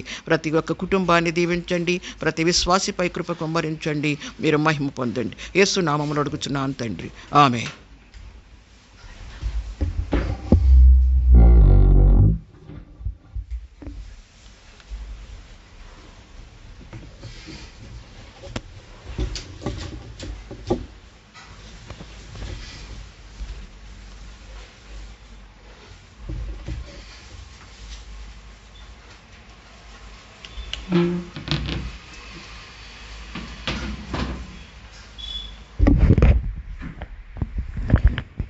అందరం లేచి నిలబడి పాట పాడుతుండగా కానుకలు సమర్పించుకుందాం.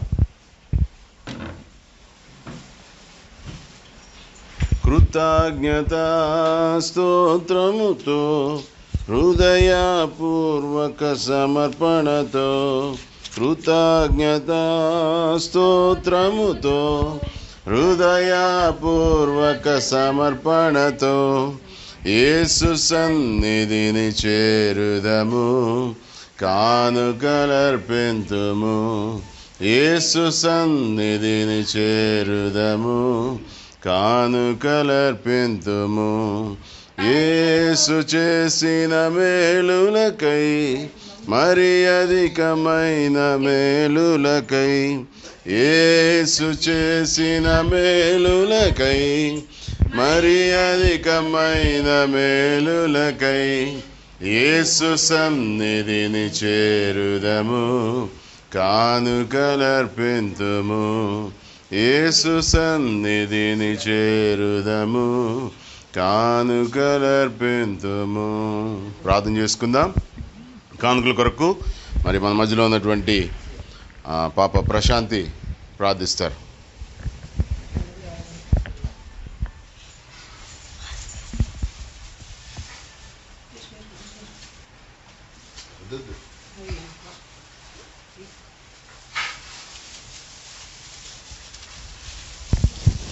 స్తుతి స్తుతి స్తుతి స్తుతి స్తోత్రం యేసయ్యా తండ్రి.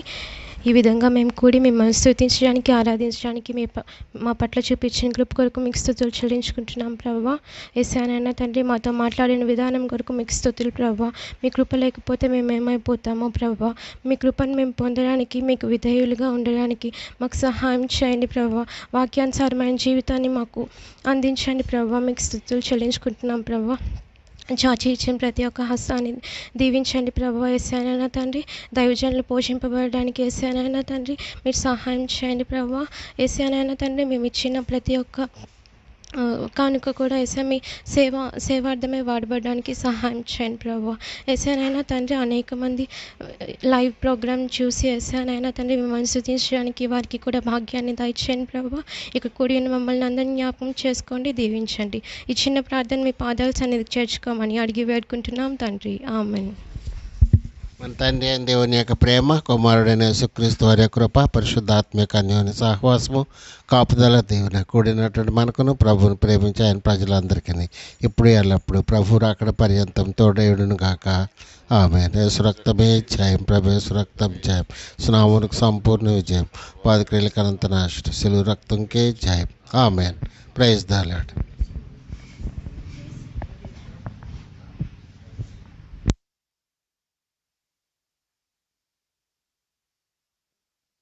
Thank you very much. మరి కొన్ని అనివార్య కారణాలను బట్టి కరెంట్ ఫ్లక్చువేషన్స్ బట్టి మరి యూట్యూబ్ మధ్యలోనే స్టాప్ అయింది.